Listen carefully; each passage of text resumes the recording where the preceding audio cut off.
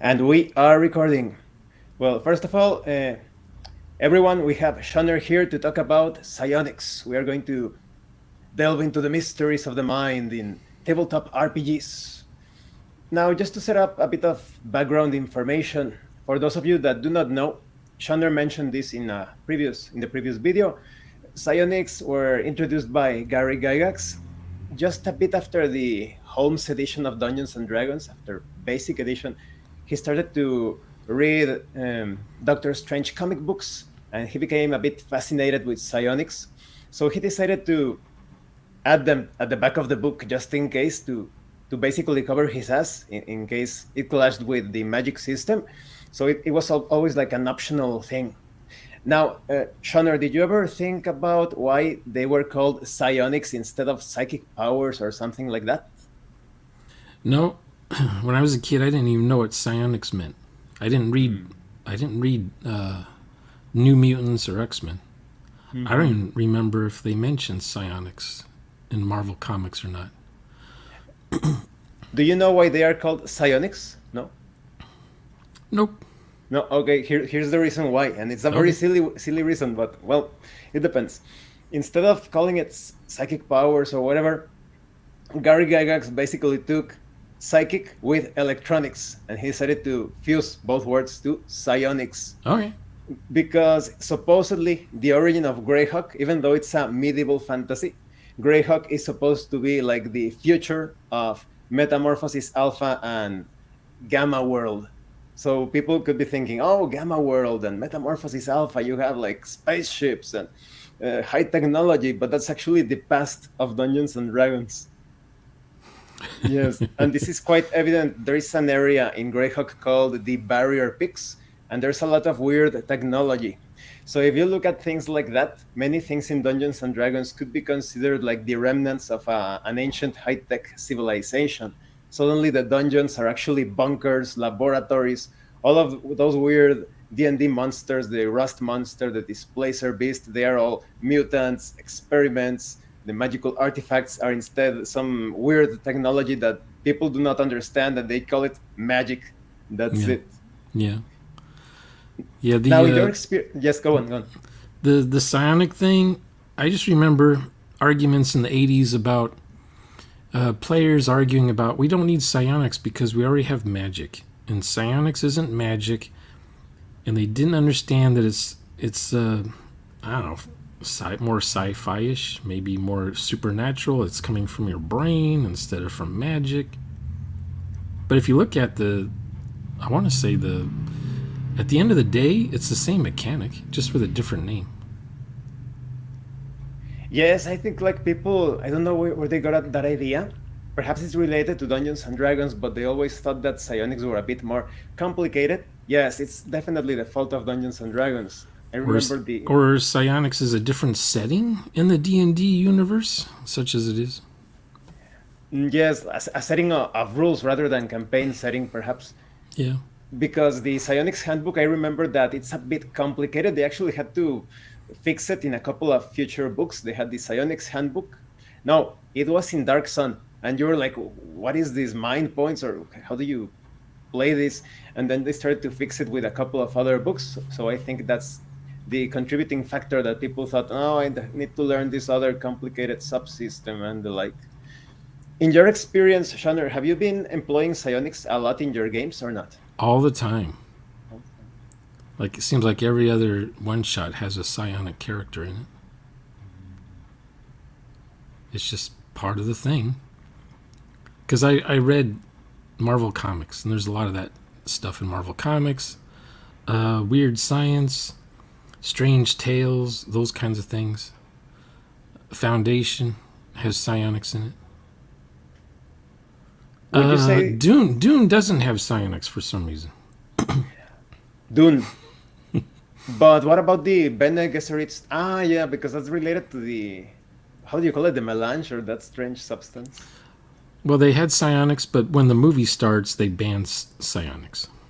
The AI, they banned what is it, psionics and robots, or they banned psionic robots. I can't remember. Anyway, there's no robots in Dune.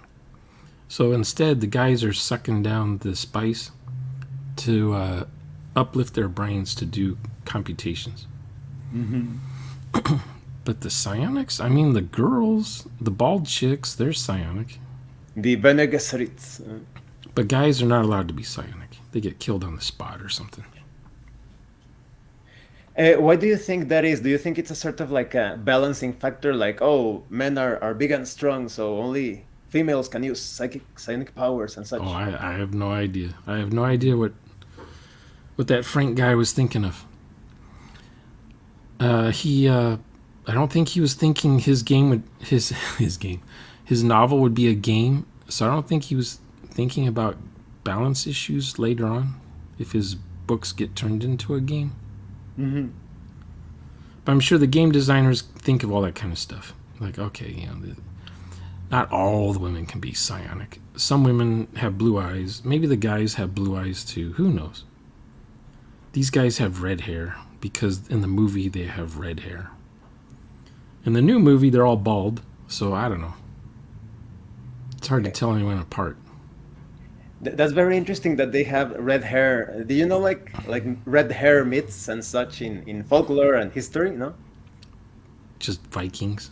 like oh, there is supposedly this like a superstition that red-haired people have like weird powers. That's why in the Middle Ages, if you take a look at the Inquisition, they were constantly burning red-haired people. You can search in Google or whatever, Oh, okay. red-haired people Inquisition, and you'll see that they were hunting the red hairs because they supposedly had like the powers of the devil and such. Yeah, fire hair, stuff like that. If you were left-handed, I knew you were in trouble.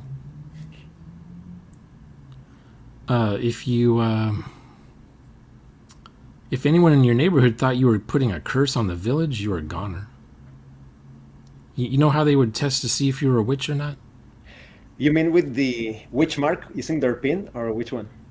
This is the one where they lay you on the ground, Uh-huh. they put a door on top of you, and then they start piling rocks on top of the door. And if the weight of the rocks crushes you, you're a witch. If you survive, then you're a witch using your powers. So they just keep piling more and more bricks on you. So it was a lose-lose situation. Yeah. I guess in some villages they would just light you on fire, and depending on how you screamed, like in the French, let's go on a tangent for a bit. The French Revolution, they used to cut off heads, right? Mhm. Before they would cut your head off, they would say, "Now, can you please, right after we cut your head off, see how many times you can blink your eyeballs."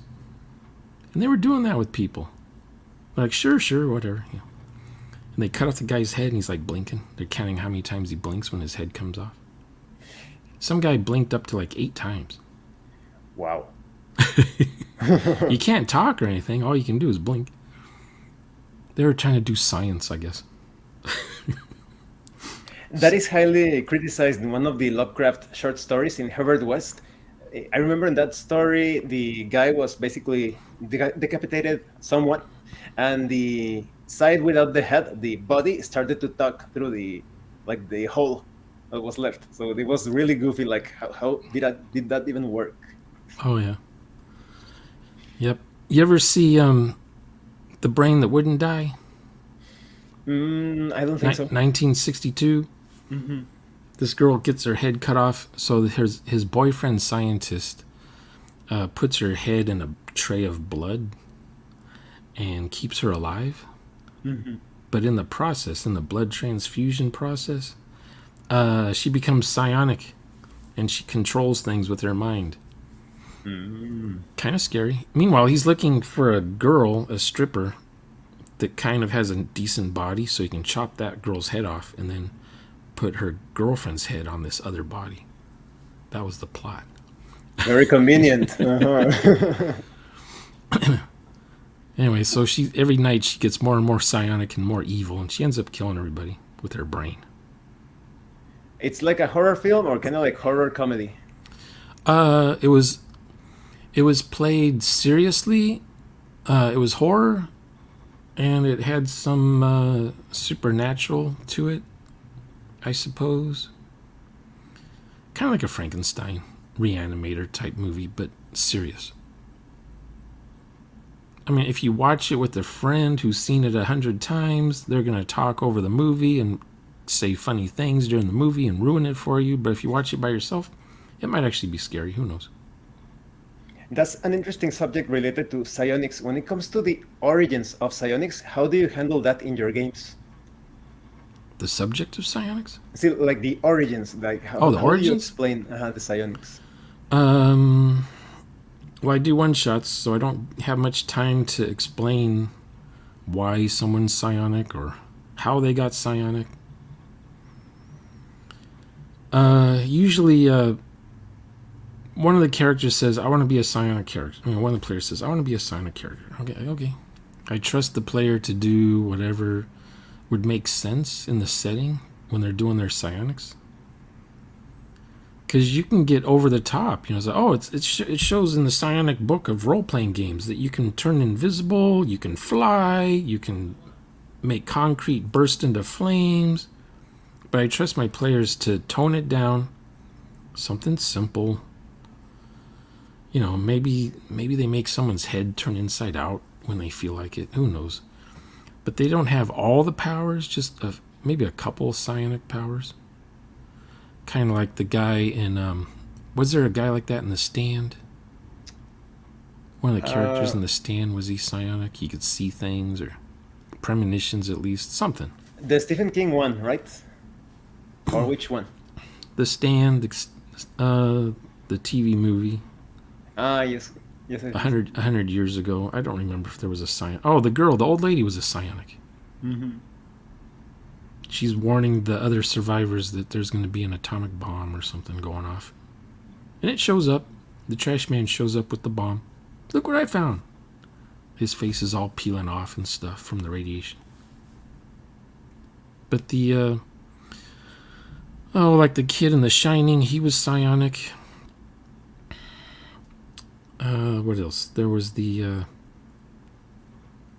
what's another psionic thing? Twilight Zone often had psionic characters. The guy rolling dice, and the psionic would make the dice be the perfect number every time. So the guy was totally winning in gambling and stuff. And talking about that, there is this funny story. I don't know. I wonder if in Las Vegas they actually have people checking out if there's some sort of psionic foul play.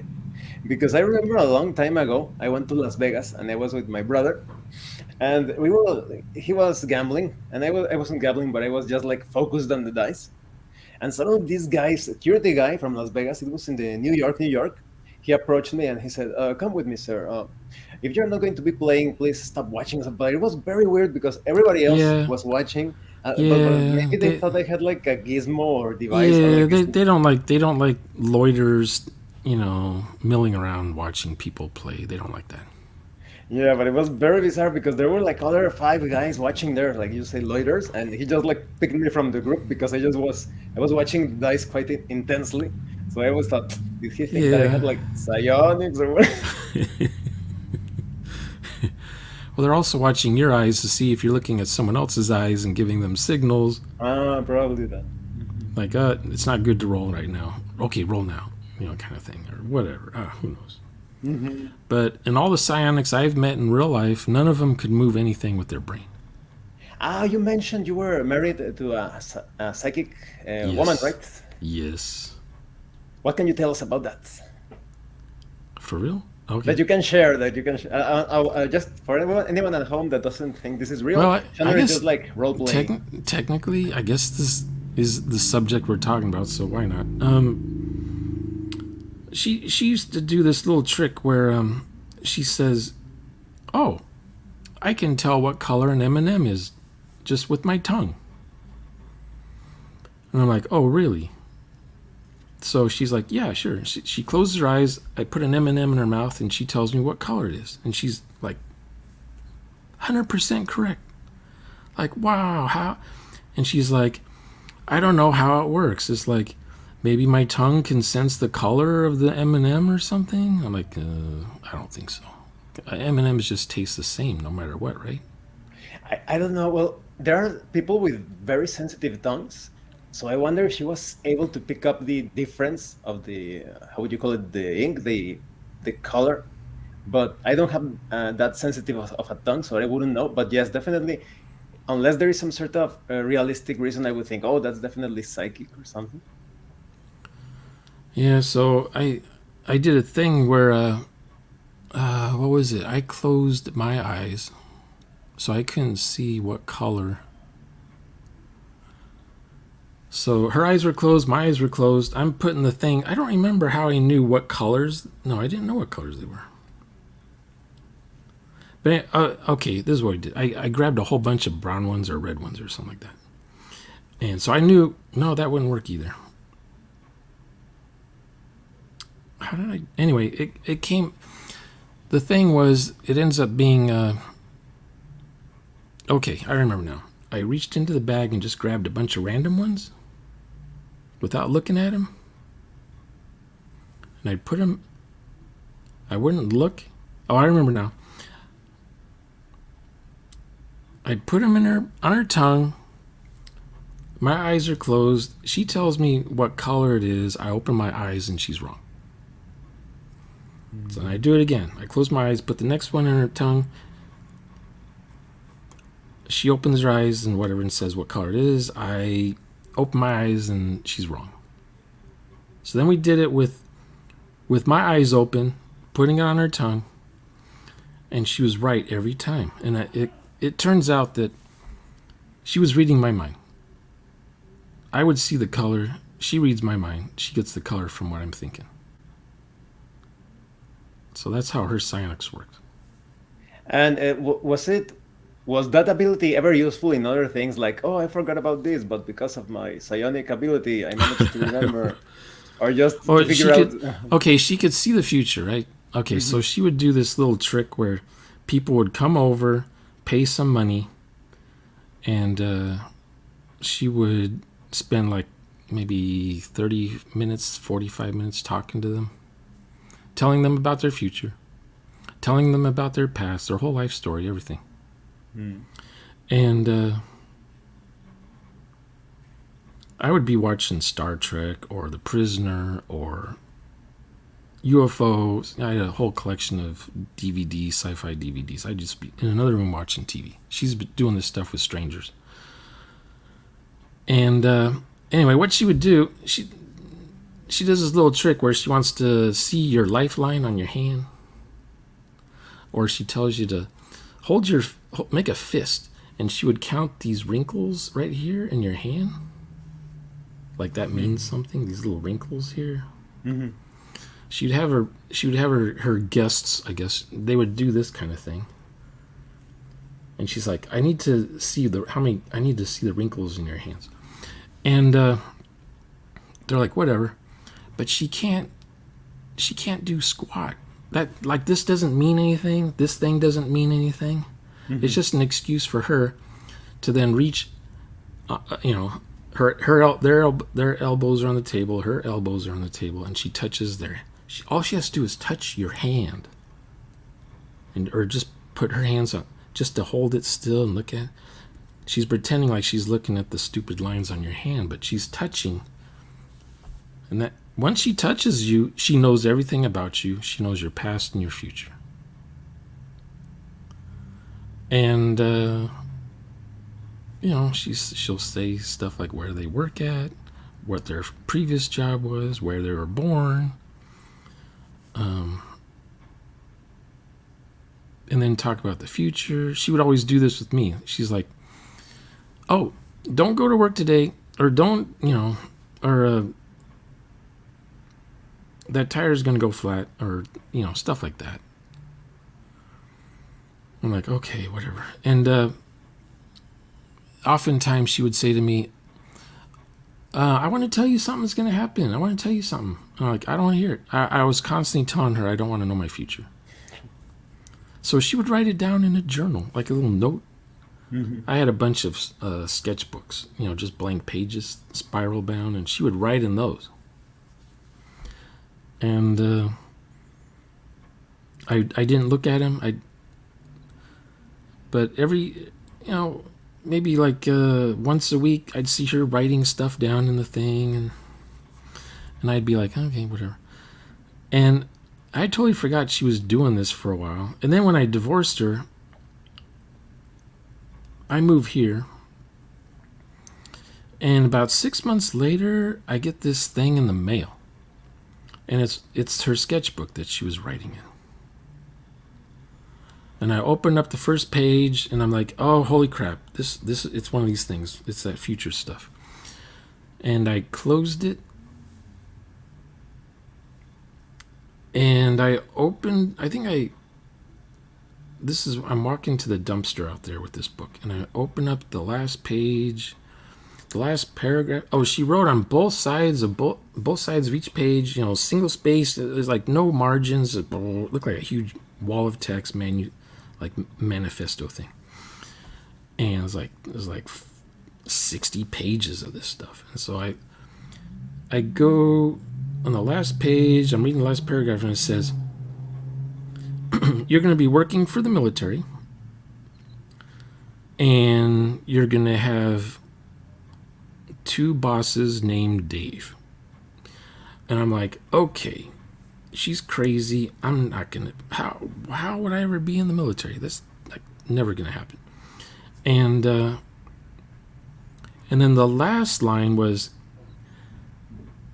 you're going to find me using Google. And she spelled Google kind of weird. I'm like, Google, I can't remember how she spelled it. I was like, Google, what? This is before Google. Mm-hmm. This was back in 94. So I'm like, okay, whatever. So I throw the book into the dumpster. And then about 7 or 8 years later, I'm working for the military. And I totally forgot about this book that she wrote. And the guy who hired me, his name was Dave. And maybe 3 years working at the military, I'm like, okay, this is kind of Vujade, like somebody's seen this happen to me before. And then I remembered the book and how it said I would have 2 bosses named Dave. But I didn't have 2 bosses named Dave. I had a boss named Dave, and his boss was named John, I think. Mm-hmm. Well, that guy got fired. He was sleeping around with secretaries or something. So this other guy comes in to fill in his place. His name is Dave. So I have 2 bosses named Dave. I'm working at the military. I'm like, oh. Mm-hmm. So that was kind of cool.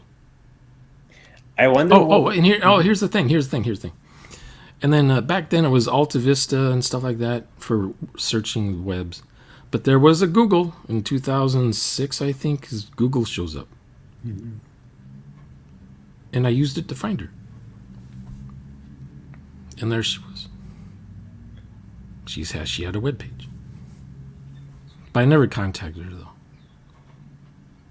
Anyway, that's the end of my story. Well, that sounds pretty amazing, and I wonder if there was something else written in that. Who knows where that notebook is, right? I wonder what. It's in a landfill compost. Oh, here's another thing. She would, when she worked for the CIA or something like that, they were doing experiments with kids that were psionic. Mm-hmm. Like twins or whatever. And the kids would write down what the other one's thinking. This is like common stuff back then. And then they're thinking, okay, is this instantaneous conversation they're going on? How fast, how quick is psionic, whatever. They put them between lead walls and stuff. They're still yapping away, on their pencils with each other. And someone thought, if one of them's on the moon or on Jupiter, anyway, somehow they figured out that it's instant. It's not the speed of light. It's instant. So, like, technically, one of them could be on the other edge of the galaxy, and they could still be, like, chit-chatting with their brains. But, who was the president back then? I want to say, was it George Bush? The first George Bush? Mm-hmm. After Reagan? He canceled all that stuff. But, they weren't planning to go to the moon. They weren't planning to build rocket ships at all back then and do that anything like that to see. Like, okay, like they did the thing where they had one kid in Australia, one kid in the US, and they're both chit-chatting with their brains. And they measured it somehow. I don't know. It was fast. It's like instant. Anyway, she was supervising that kind of stuff. My ex-wife. Mm-hmm. And there's a bunch of psionics there. Like, I don't know, maybe 15, 20? This is back in 90, 98, 97? No, I take that back. 80. No, it was 80. When did Clinton win? It was 87, 88. Whenever Reagan left, that's when it started. Or ended. It was during the Reagan era when they were doing this stuff. Mm-hmm. Probably like 84, 85. Because they were thinking, they could send someone on a space shuttle or something, spy on the Russians, or have someone in Russia, have someone, I don't know. It was during the Cold War. The Russians were doing it too. Yeah, I remember there was this very interesting thing about the Russians that they were supposedly trying to recruit ghosts as spies. Can you believe that? Yeah, I can just imagine. I don't know how they would attempt that, but that was like oh yes, the Russians are trying to recruit ghosts. I'm trying to think what else. There was something else she could do. I can't remember though. But apparently her grandmother had the same powers she did. And let's see. If that's all she could do. Her powers only worked if she touched your shoulder for like maybe a few seconds, maybe 5 seconds. She knew everything about you. Because one time we went to a party once, and the host or somebody found out she's psychic. Oh, do something psychic, and she's like, well, okay. And they took turns, and she would tell them their whole entire stories or whatever. And when she got to the hostess of the party, the lady who was married to the I don't know, the head hon. I don't know. These were her friends, I guess. I didn't know any of these people, but the girl hosting the party, she touched her, and she just went into like a spiral kind of super depressive. And she says, "SHONNER, we need to get out of here." So I took her home. We left early. Took her home, and she was bedridden for like 3 or 4 days. She told me that the last woman she was, or the last person, I guess she was. Mostly it was girls that do these things. The guys are like doing their own stuff. The last girl, turns out, came from Vietnam. She killed her whole family basically to get over here. Mm-hmm. She's never told anyone that, not even her husband. And so all the dread that person has accumulated. They've been holding inside of them. It was like inside of my ex-wife. So she was sick and nauseated and depressed, and it's like all of her memories are still stuck in her head. It just took forever for that to go away.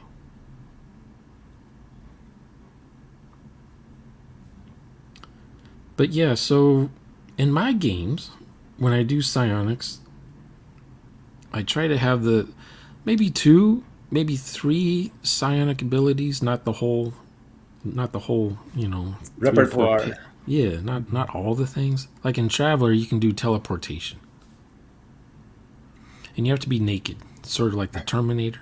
Uh-huh. When you do it, you can't bring anything with you when you teleport. And you have to have been somewhere already to teleport there, or you have to see the room on a camera and know where that room is, or the hallway. Otherwise, you can't just teleport blindly somewhere. You have to know where you're going. Otherwise, you end up in the ground, in outer space. Stuck in the wall. Stuck in a wall. And But I try not to use in a one shot. I don't use that power anyway. It's usually something like, oh, like you remember that one scene in Akira? You ever see Akira? Okay, remember the part there in the hallway and the guy goes, "Arr!" and the guy's guts are all up in the Uh-huh. ceiling. And I like that, so I'll have players do that. Just use like a psionic blast kind of a thing. Oh, and the person's body just sprays all over the room, or they light on fire, or do the famous Darth Vader thing where he's like making people choke Force and choke. stuff. Uh-huh. Yeah, those kinds of things. Magneto, with his or Magneto, as some people say, with his Magneto. anything metal, he can just wave around and stuff. But not so powerful that they can just rebuild a battleship that's crashed on an alien moon or something and have it be fully working and everything. No, can't do that. Maybe lift like an appliance or bullets or something. Or what is it, in X-Files? There was an episode where a guy would like use his mind to put knives inside of someone's stomach. Mhm. They would just teleport into their stomach, and then they start bleeding internally because they don't know they have knives in their stomach. And they go to the doctor, and the doctor's like, "Oh, he's hemorrhaging. Oh, what's going on?" They find all these knives in the guy's stomach. I think they stole that from a short story by Richard Matheson because that short story happened before.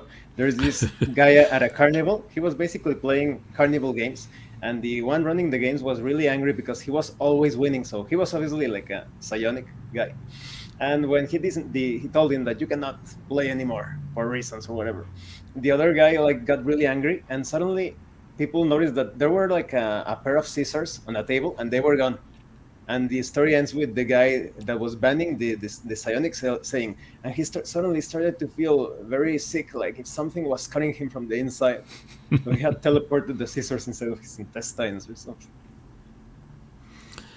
Yeah, I've copied from that writer too in my games. He wrote a lot of Twilight Zones, and what else did he write? He had something to do with the trilogy of terror. Did you ever see that one No, I don't think so. with Karen Black and the little voodoo doll chasing her around the house? No, I don't think I've seen it. I think he had something to do with that show. What do you think about cars that can drive themselves? But that's more supernatural, though.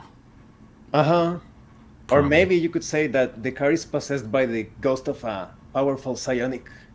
Yeah, that's true. Mm. That could be. Especially if the car crashes and the psionic person driving it doesn't get hurt or dies or anything. They can just go into another car, come after you. So what is your favorite psionic power? I don't know. There are so many that are just so awesome. But I think that the one that is most shocking and can potentially unbalance role-playing games is anything that can happen at the speed of thought. Anything that you can stop the heart of someone, or you can blow up their brains because it happens so fast at the speed of thought. It's a very difficult thing to handle. It's usually handled via some saving throw related to will saves or anything, but I find it incredibly fascinating. Have you ever read Valiant Comics? Sounds familiar. Yeah, I've heard of those it, but I don't. comics related to Bloodshot and Man o' War and Shadowman. Which Yeah, one? Ninjak.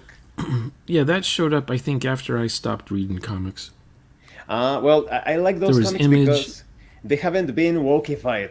They have been kept quite consistent since the very start. Yeah, that's And true. psionics are quite important as a theme. There is this character, Nicholas Stanochev. He is so incredibly powerful that he can basically take on his own as a single an entire army just by blowing up their guns in their hands. The shrapnel basically kills them. He can dematerialize things. He's almost like a god.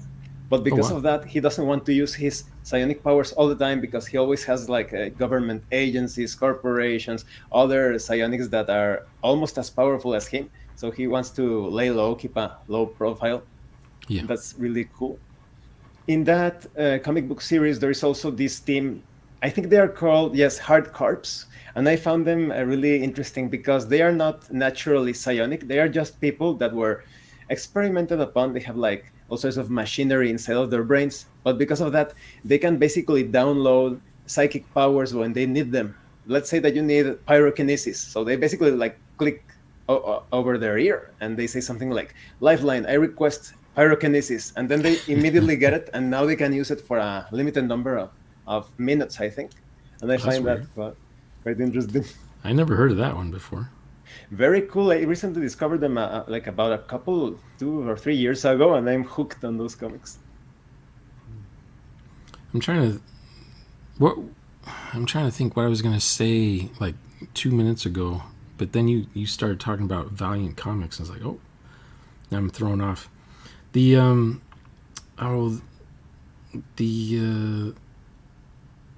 didn't have a favorite? You like all the Psionics then, basically. Mm-hmm.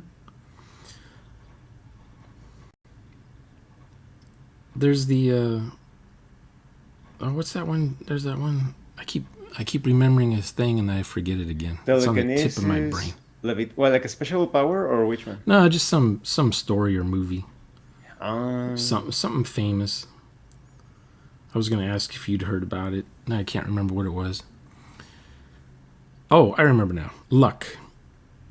The psionics I refuse to use all the time are the ones involving luck, where they just do a wish.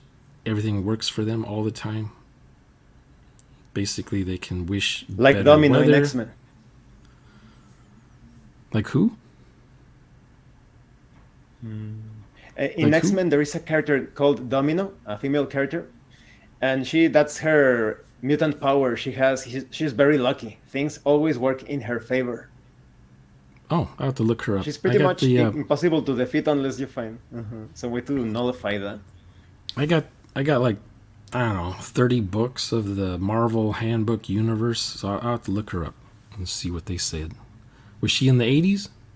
Or is she something new? I think she was in the 80s, 90s, but she's one of the classic ones, Okay. X-Force. If I see her, yeah, I know X-Force. I used to buy X-Force when it first came out. That was kind of interesting with the Marvel Girl in the first issue. They find Marvel Girl in the Hudson River. It turns out she's been in hibernation that whole time that the Dark Phoenix was out and doing stuff. Mm-hmm. So it turns out that Jean Grey never died. It was just a copy of her that died. So that was Chris Claremont's way out of explaining how Jean Grey's still around in the 90s in X-Force. Mm-hmm. Or was it X-Factor? No, I'm thinking X-Factor. That's the one that had X-Factor brought back the original X-Men. Mm-hmm. They're much older, and they're all fighting that Apocalypse guy who's trying to, absorb everyone's mutant powers or something. Or he's trying to make his own mutant race. I can't remember. It was like, that was back in 91 when that stuff was coming out. Yeah, X Factor. That's the one.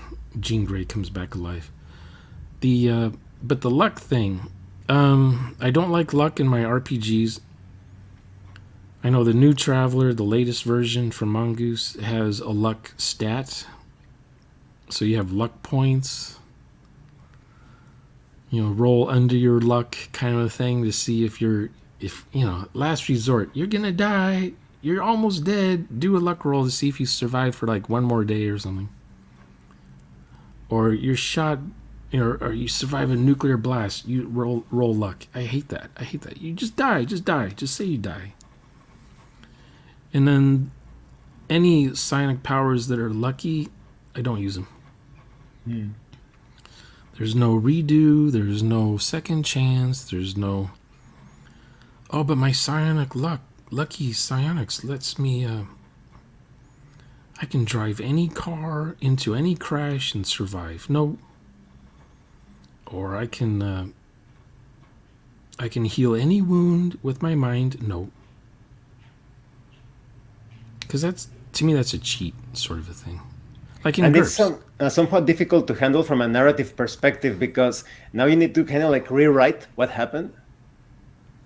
Yeah. Yeah, it's like it's an alternate universe at that point. And like in GURPS. If there's a luck thing in GURPS, and if a player puts all of their points into luck, then that player just wins the game constantly. There's no role play in GURPS anyway, but now you've added more winning to the game, because that's what GURPS players do, is they try to win. So obviously you're going to put all your points in luck then. But I vet my players. They're not going to be winning any games. They're going to be role playing. That's the rule. That's in the social contract. They have to role play. And so if when they say I want to be a psionic, they have to kind of explain, well, what kind of setting is this going to be used in? Maybe the player can figure out why they're psionic, like what happened. Give me a 2-sentence brief on what happened to you before you showed up in this game. Like, or did you have it since you were a child? Is it latent powers? Is it developing? Are you an expert at it already? You know, that kind of thing. How does your character feel about it? Does your character control it? Does your character get tired from using it? You know, exhausted? Or is it infinite power all the time? Do you have to recharge? Is there a cancellation mode? You know, I need to know the safety mechanisms, because maybe I'll cheat as a GM and throw in something that causes their psionic powers to not work. When they most expect it to happen, during the boss fight, if there is a boss fight. I don't do boss fights, but if I do a boss fight, it's like 5 minutes long. And it usually turns into a player versus player thing at the end. Oh, before we forget about that, what do you think, if you watched my whole play, what do you think about the boss fight with the slug monster? The boss fight with the log monster? Slug monster, yeah. I don't know if you watched the whole actual play that I uploaded, but there is like this huge fight near the end against like a slug deity. Yeah, I'm trying to remember. Where they were ringing the gong and lighting up an incense to banish it or dispel it or whatever. Yeah, I remember some of that. I remember someone almost dying. So I don't know the game mechanic you were using, so I don't know how close they were to death or not. Well, he was 1 point away from dying. But I remember after the game, you guys were all talking about afterwards, and one of them said, yeah, 1 point away. But yeah, in my games, oftentimes a player's going to die. My NPCs almost always die. They're just throwaway characters. They're there to get the players get attached, and then there's a loss when that NPC goes away. They're like, oh man. But they're immersed, you know. They don't realize we're playing a one-shot. In their heads, they're thinking, oh, this is going to go on forever. But eventually I have to say, you know what? I'm tired. I have to shut down the one-shot. It's 5 hours now. I have to go to work in the morning. And everyone's like, oh, man. And if they liked it that much, then we continue on and do another one-shot some other time. Maybe with the same characters. Maybe the players change a little bit about their characters. If they like the NPC, I might bring that NPC back just in another, I don't know, maybe a prequel. If they can figure out a way to meet that NPC in past tense when they were still alive. We don't do the luck thing. We don't do the psionic thing where they heal the NPC and they're back to normal. I don't like, that's hand of God stuff. I don't do that. Some games I've been in where my character's dead, the person running the game wants to like save me, bring me back to life. And SHONNER, your character's not dead. You don't need to make another character. We brought you back to life. What? No, I'm dead. Because in my games, when my character dies, I I turn my camera off and I leave the stream. I'm like, poof. So I don't hear the rest of the game session. My character is dead. I don't know anything about what's going on. I'll make a new character and then I come in later not knowing what's happened. Because I'm a new character anyway. I'm not going to know what happened. And yeah, that's a big turnoff for most people. They don't want to hear, oh, SHONNER kills off players and stuff. Well, that's because I watch a lot of things like I watch movies where the main hero guy dies, saving the planet. So that's a thing for me. That's it's like a reoccurring theme, I guess. Because I'm doing a one shot. It's a one shot. I don't do Iron Man 1, Iron Man 2, Iron Man 3. I do Iron Man. And then the next one would be The Flash, or the next one would be The Invisible Man. I don't do sequels. Depending on what the players want, what the players feel like doing. Like, or I do something like not so much psionics, but just time travel. But I'm not gonna mess up your stream with the time travel. That's a whole other topic. Yeah, I think that's worth it to explore in some other video because it's quite complex. Yes. Speaking about that, do you have like a favorite psionic power? The same question that you asked me.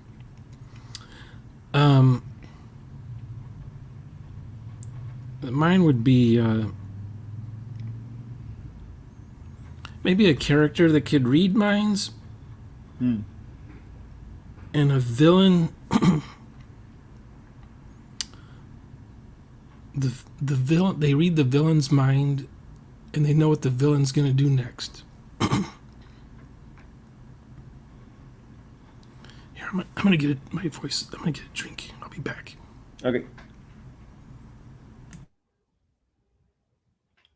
So yes, well, SHONNER returns. As you can see, psionics, well, it's a very complex topic because there are just so many possibilities. Pretty much everything is at the tip of your, I was going to say at the tip of your hands or your fingers, but no, more like at the reach of your mind. The speed of thought thing is quite terrifying. Pretty much anything related to pyrokinesis or causing something to burst into flames, or levitating or lifting something using telekinesis, everything could happen instantaneously. So yes, it's not a very easy to approach subject because of all of that limitless power. I think that would be interesting to explore in a few moments when SHONNER comes back. Should psionics be limited by some sort of point system, or should it be like something that is always working, just making your rolls, your skill check, or whatever, your psionics skill check, and depending on how you use your psionics, there could be some repercussions. You could be losing mind points or whatever. If you watched my actual play, I'm going to put the link in the description below. You will see that Killian, played by Josh, or Full Metal State, he was constantly employing the more subtle psionic capacities. He does have this more powerful boost to psionics. He can spend one psionic power point to lift things up, small objects and such. He can also do like mind attacks, like a psionic burst, psionic push, or attack the mind directly. He can also read the emotions and like a subtle way of just detecting the intentions of someone else. You saw him use this power almost at the very end of that actual play when he was talking to the counselor and he wanted to know the exact intentions of the counselor. He was actually employing one point of psionic power, to sense those intentions, those thoughts. That could be a bit related to what SHONNER was talking about a few moments ago. It wasn't exactly reading the powers of the person, but sensing the emotions. Okay, SHONNER is back. SHONNER, I was Let's see if I can. My voice is. I'm getting over a cold the last 3 days. Mm-hmm. So I'm stressing my throat, I guess, in these videos I've been doing. Oh, okay, okay. What are you talking about? I was just keeping people entertained with. I was wondering, should psionics be limited by some sort of points or resources, or you could like use them all the time, just making your checks? I'm old school, so Vancian psionics. You're gonna wear out your body. You're gonna wear out your brain. In scanners, you're gonna blow up yourself if you're trying to blow up too many heads at once. Your own head's gonna blow up. Mm. You ever see scanners? I remember it, but very From loosely. I think from the 70s. I think that movie Hmm. came out. The remember the navigator in Dune? Hmm. It ate so much spice, and over generations, I guess they evolve into some psionic thing, and so yeah, you can have psionics in Dune because they had to have psionics because the spice is what controls the navigators, and the navigators need to use psionics to open up the wormholes that the ships go through. And if you turn off the spice, then the navigators can't do their navigation and the ships don't go anywhere. Because for some reason they decided to use. They don't have computers on the ships. So they can't calculate any astrological whatever. Or what do they call it? Astronomical. What do they call it? Astrogation. There's no astrogation. They either have the brainiacs, a whole room of brainiacs doing slide rules and things, or they have one navigator who's super in touch with the universe and can see the planet they need to go to. The navigator then is wired into the system, so the system knows the trajectory and the velocity and how much time and fuel is required to do the jump. Plus, the navigator has to have already been there once, I think. Otherwise, they end up going inside a star. Stuff like that could happen. Mm-hmm. But it was kind of neat seeing the navigator in its own little bubble kind of a thing, its own little atmosphere. It's breathing, the spice dust. Swimming in its own spice juices. The shriveled up arms and legs. It's just a big brain. And then you got these bald dudes nearby. I don't know if they talk to it psionically, and then they talk.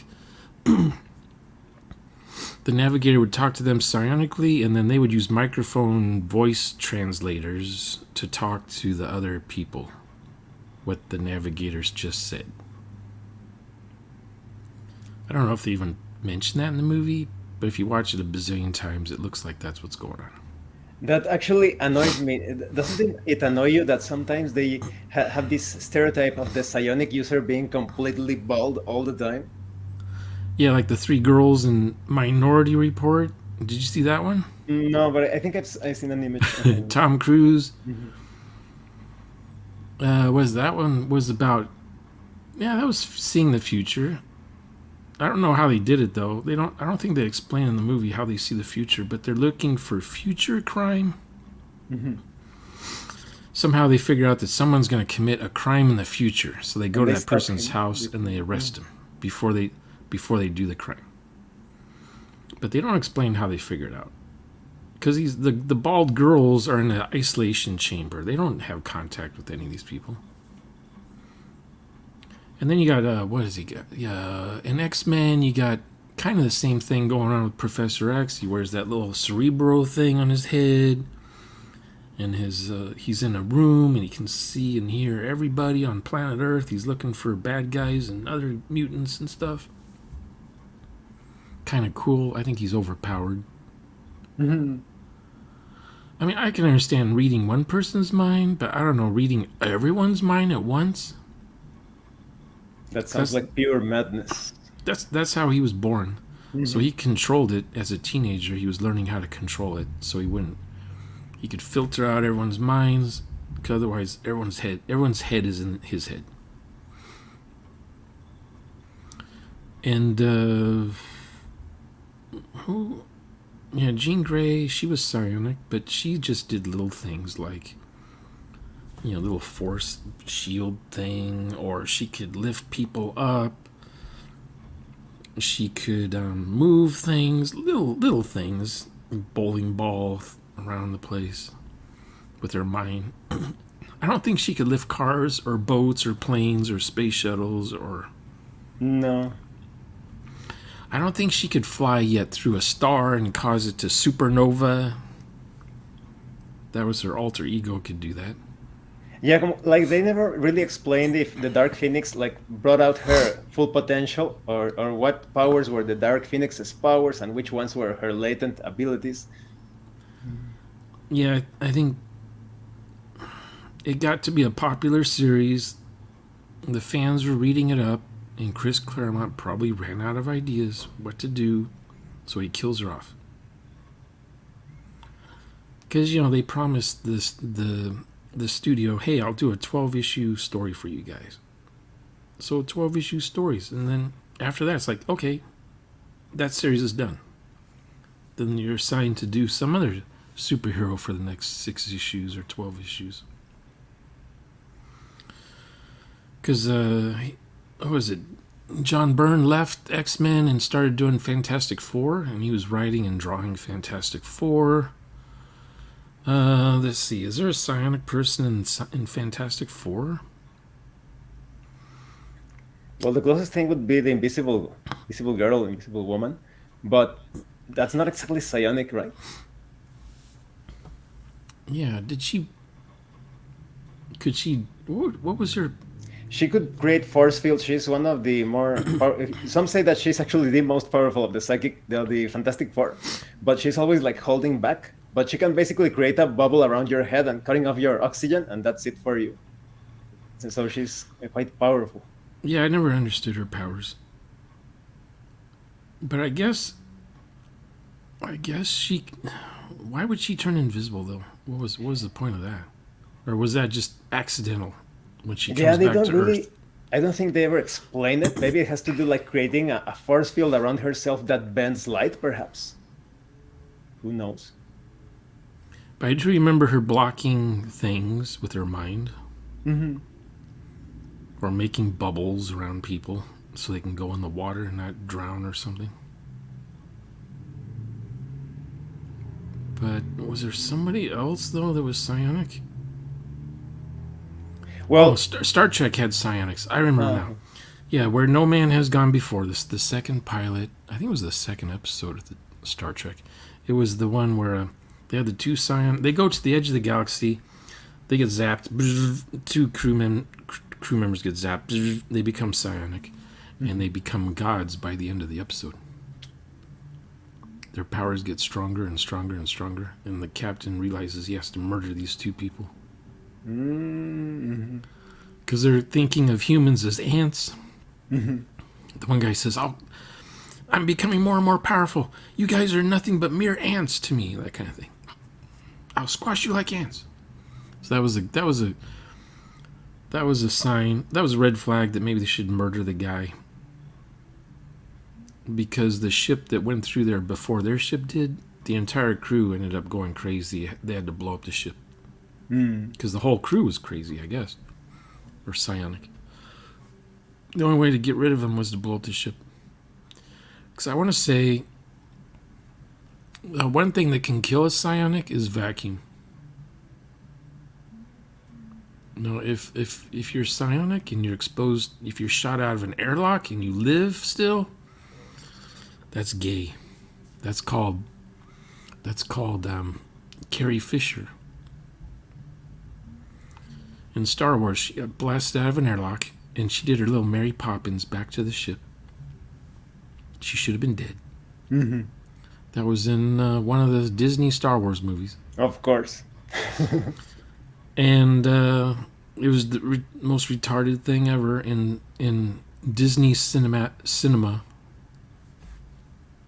in the last decade, I guess.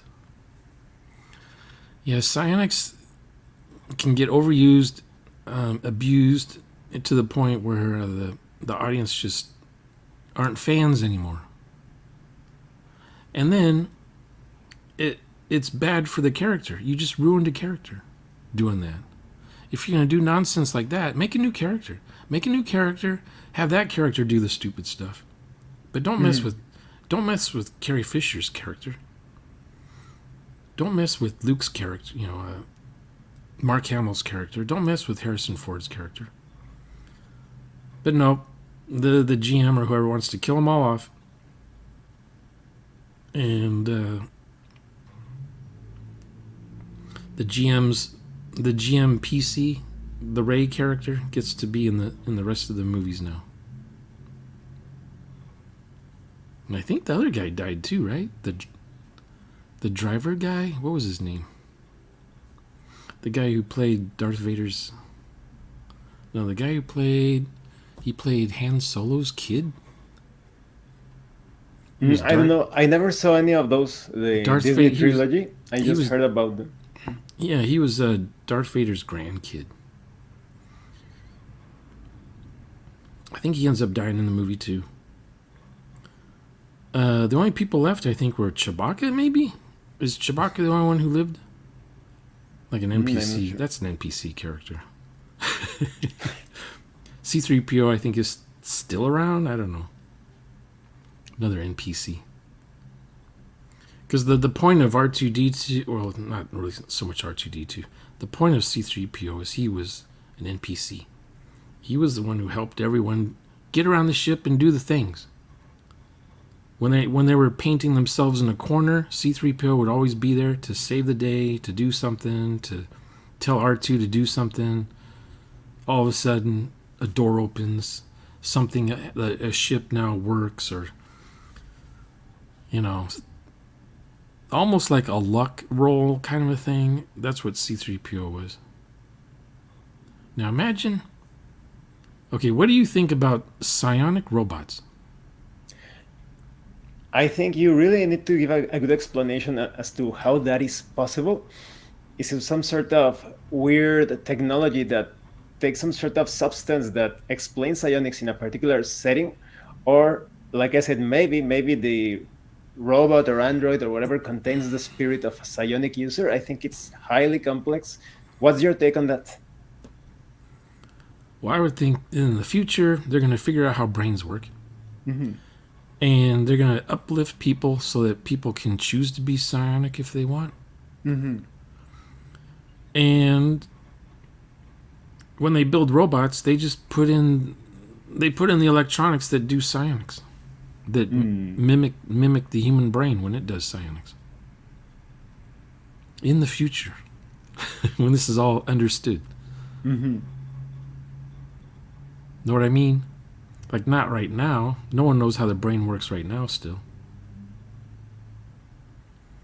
I don't know if they even had stupid the MRI thing, the thing that scans your brain.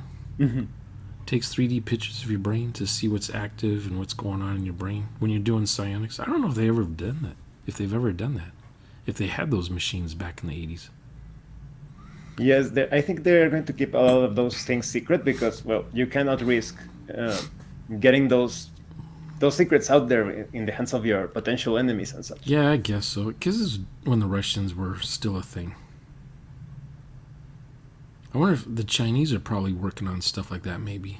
Definitely. And they'll never tell anyone. Mm-mm. You have to learn Chinese to even know what they're doing. Yeah, that actually annoys me. I think in China there are a lot of museums and things related to like their military history, etc. And if you're not Chinese, you cannot enter those museums. Yeah, that makes sense. Mm-hmm. Now, okay, so a psionic robot basically would just be like Data from Star Trek, but psionic. Now, maybe he could talk psionically to other robots, other Datas, instead of using a radio signal that can be picked up by anything. They use a psionic signal. I guess. However that works. So then people have to be psionic to detect psionic robots? Or the psionic robots are just stationed as guards and they're just listening for other psionics that are trying to sneak into a building? Like a psionic detector. You have those things everywhere pretty much in the future. It's like a smoke detector, but it's a psionic detector.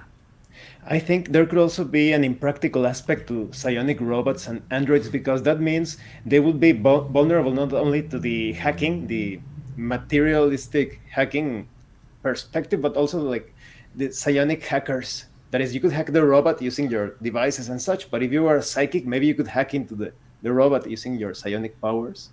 I don't know. I would have a firewall between the hardware and the psionics.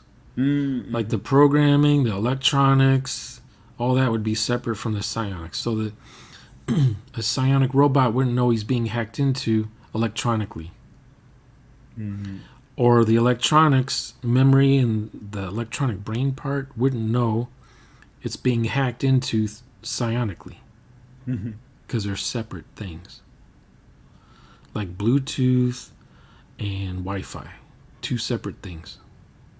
Makes sense. That's how I think of it.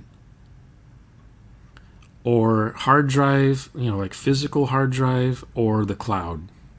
Two separate things. Usually you have a firewall of some sort between those, like a safeguard kind of thing. You don't want them bleeding into each other. Like the human body, you don't have the digestive stuff bleeding in with the lung stuff, probably. At some point, they probably merge together somewhere, but although it's quite interesting when someone is suffering some sort of digestive disorder, it also affects their brain. You should take a look at those things, look at it online or something. It turns out that people that have some digestive issue also have their thoughts affected. Yeah. It's all biochemistry. Yeah, bio, and what's the other one? Neurochemical, and what's the other one? I guess physical? I can't remember. Bio. The like they don't know how the brain works yet. Like people that have water on the brain, their head's full of water, and their brain is smashed to the inside of their skull, and their brain is like, like an eighth of an inch thick inside the whole skull, and inside the brain is water. So the brain doesn't even resemble a human brain when they do the x-rays. It just looks like a balloon that's been blown. It's like the inside of the brain is pushed to the skull from the water pressure. And it's like, but the person, if you didn't know they had water on the brain, you wouldn't know they had water on the brain because they act just like anyone else. They don't know until they get an x-ray. Oh my goodness, my brain. It's been it looks like it's been hollowed out or pressed flat against my skull. They might have some things like, what do they call it? Like seizures. They might have memory lapses. They might have speech impairments, but that's later on. But when they're kids, you don't know. They don't know. But scientists are trying to figure out how does your brain even work when it's messed up like that? So now they're thinking, maybe, back in the 60s they thought, well, maybe you're only using 10% of your brain anyway. The rest is just fat or cushion or something. But then they say, but you got like trillions and trillions and trillions of these nerves in your brain. They're somewhere in the brain. They're not all lumped together in one spot, are they? It's like, but as they make the CPU smaller and smaller and smaller with trillions and trillions of electronics or whatever, transistors, they kind of think, maybe the brain doesn't have to be all that big to work. But when they hook you up with the alpha waves and all that kind of stuff, you think happy thoughts, certain parts of your brain go off and the gauges on the paper go showing that you're happy. And if you think about something sad or depressing, the needles move another way, and another part of your brain is doing some sort of sparking activity. Like when you look at something, like, okay, this is true for guys. I don't know about girls, but when a guy looks at a naked chick, their pupils dilate. That's a guy thing. And the brain, part of the brain controls that. When you talk, another part of your brain's doing something. When you're walking, balancing on your legs, another part of your brain's doing something. When you're playing a guitar or a piano, another part of your brain's doing something. And they know how that stuff works, kind of. About the communication, your thought converted into maybe text, if you're writing, or your thought converted into voice sounds so you can make speech to say what you're thinking. But if that goes bye-bye, you end up like Bruce Willis, where you can think, your thinking is disconnected from hand signals, hand language, sign language, writing, talking, singing. That must be frustrating. If you can think, but you have no way to communicate how you're thinking to somebody. Because that part of your brain dies. Like you have a stroke or a blood clot of some sort, something. Something happens. Aphasia, I think it's called. And you can't make... I run into these people sometimes, and they can't talk. They can't even write down what they want to tell you. They have to show up with a letter written by someone else. They can't read out loud. I don't know if they can read something to themselves. But they know that the Post-it note is for me to look at. And then I read what's been written down on the thing. But they hear me, though. I guess they can read to themselves, because they hear me. They nod. They can nod to me. Kind of, sort of. A yes or no. If I say, you need this, this is okay, so we'll get you that for you, or something like that. But it's just weird. It's just, give them a pencil, and they try to write something, and they can't even, like, they can scribble all they want. Maybe they can paint, but they just can't communicate. They can't use their fingers to communicate with, which is the weirdest thing. Just that one little part of your brain. If it's turned off, it disconnects your thought from your rest, how you communicate to the world. Very strange. Anyway, so was it Elon Musk? He's going to put chips in people's brains to fix that. Not on mine. Not on my brain. No, just people that need it. Wouldn't it be cool though if people that can't walk, they can't see, or they can't hear, or whatever. I mean, people right now who can't hear now hear, but people that can't see, they just need the chip. That'd be pretty cool, I think. I think it's much better to develop natural things from the human body. Do you know Wim Hof? Wim Hof? Wim Hof. W-I-M-H-O-F. I don't think so. No. Look him over. I used his method. He's basically, for example, it's been like 10 or more years, perhaps 12 years, since I have taken a hot shower. I always go cold, even in winter. So after using the Wim Hof method, which is basically Tibetan fire breathing method, it's kind of like meditation and all of that, your body becomes adjusted to extreme cold temperature and extreme warmth. If you check out his videos, and this is verified scientifically, Wim Hof is swimming in the coldest of waters. He has the record of staying in the ice for 2 hours and a half. Yeah, I think I've heard of that. And scientists are like puzzled, like, wow, how is this even possible? And I think that has to do with the psychic potential of the human body. I have done a lot of things related to that, so I believe that it's much better to naturally develop those things in a natural way, instead of depending on corporations, on Elon Musk and all of that to provide you with the chips. And who knows what they're going to do with those chips, at least from my perspective. Well, back in the 80s, when they were making people who were paralyzed, when they were making them walk, basically they had to strap an Apple II computer to their back, and it was very clumsy. They didn't really have control of their legs. The computer was doing the muscle movement for their legs. Mm-hmm. So they still had to have crutches and canes and all this kind of stuff. And the computer only knew like here's the leg or whatever. The computer only knew this position and this position. There was like no variance. So when they walked, their legs would go, and it was like sending voltages to their muscles to make their knees stiff and their legs stiff so they could stand on their legs. And it's very awkward. And after walking maybe 50 feet, the patient would be super, super exhausted because their muscles are basically cramping this way and then cramping this way. Mm-hmm. Just constant muscle tension, just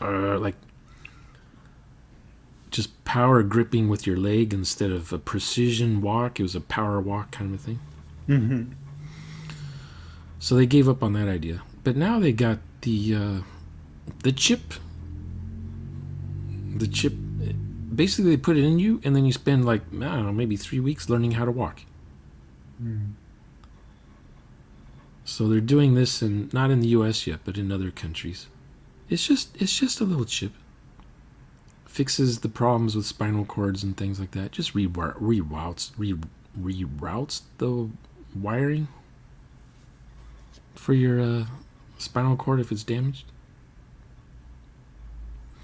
And it's very, very, very, very, very expensive.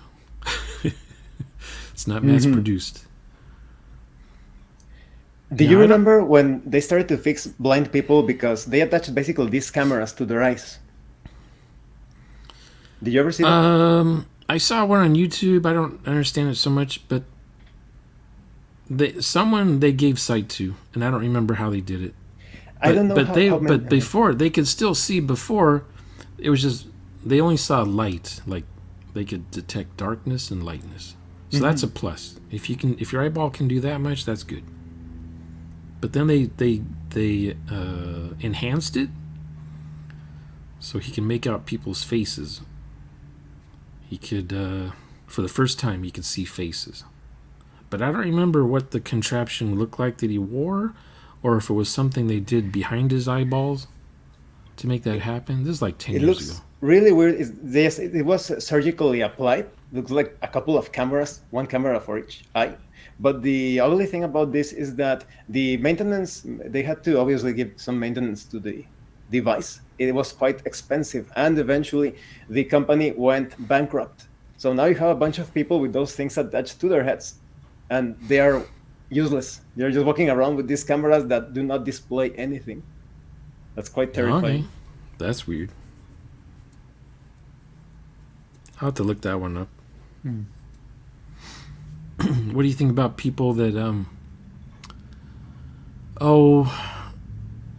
remember that video like 10 years ago where the Iron Man guy shows up at some kid's house, and the kid was born without an arm, so they made a 3D print model of Iron Man's arm to fit this kid's elbow. The kid was so happy. He now had a fake arm that he could make it hands open and move and stuff. Kind of neat. It's kind of a cool video. I think it's on YouTube. Robert Downey Jr. shows up, and the kid's like, he says to the kid, "Do you know who I am?" And he says, "Robert." I thought he was going to say Tony Stark, but he says Robert. But yeah, Tony Stark, the guy brings his own thing, and then he opens up his briefcase and he says, "Here's my arm," and he puts his arm on, and then he shows the kid. The kid has a smaller suitcase, and he has the kid open up the smaller suitcase, and inside is a smaller Iron Man arm. I thought that was the coolest thing ever. Anyway, to get these arms to work,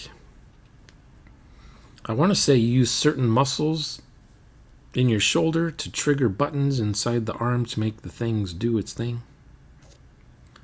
But I want to say in the next 5 years at least, they'll have the chip. You don't want the chip, do you? No, I But don't. they'll put the chip in your shoulder, and the chip will then wire up into the hand with USB and all that. USB D, and then the arm, the arm will move better because it's using your brain power instead of muscle spasms to get the arm to do things. That would be cool. I wonder if they based that on. Are you familiar with Guts von Berlichingen? No. No, he was a German mercenary. If you have seen the manga and anime Berserk, it's based No. on that historical person. Everyone talks about it, but I've never watched it. Well, the real guy, the Guts von Berlichingen, he actually was famous because he had a medieval prosthetic. It was basically, imagine a prosthetic made like a suit of armor, like an armored gauntlet of sorts, and it also worked like that. The contractions of his muscles would basically allow him to open and close. It was very weird. What year was that? I don't remember what 16. No, I don't remember the exact date, but you can find it. GOTZ, Guts von Berlichingen prosthetic. You're going to find information on it. Okay. Because I think once these scientists, I don't know if this is ever going to happen, but let's say medicine progresses in the future. I would say that when scientists start playing around with the chips in people's brains, they're going to figure out how to do psionics for everyone. Once they figure out how to get the brain, when they figure out how the brain works and what the brain can do, there's probably a whole lot of stuff that our brains don't even do that our brains could do. We just haven't evolved yet to use that part of the brain. And once they put the chip in the brain, it activates these other parts of your brain. So you would consider psionics to be more like like a hidden biological thing? I think so. Some people call it the sixth sense or something. I don't know what sense it would be. I think it's just part of your brain. It's just something that's there that's not used. In 8 billion people. There's I don't know, maybe 100,000 people that are using that part of their brain. And the rest of us are like, it's space for rent still. Future apps. Reserved for future use. Out of curiosity, was your ex psychic wife Rh negative when it comes to her blood type? Oh, I have no idea. I was married for like a year and a half. So that topic never came up. I don't even know what my blood type is. You don't? No. Oh, you might want to check that out. No idea. Martian? No. They say most people are what? O negative or something? No, that's the interesting thing. Rh negative, be it O negative, A negative, they're only 10 to 15% of the whole population on the planet has the Rh negative factor. The rest are positive.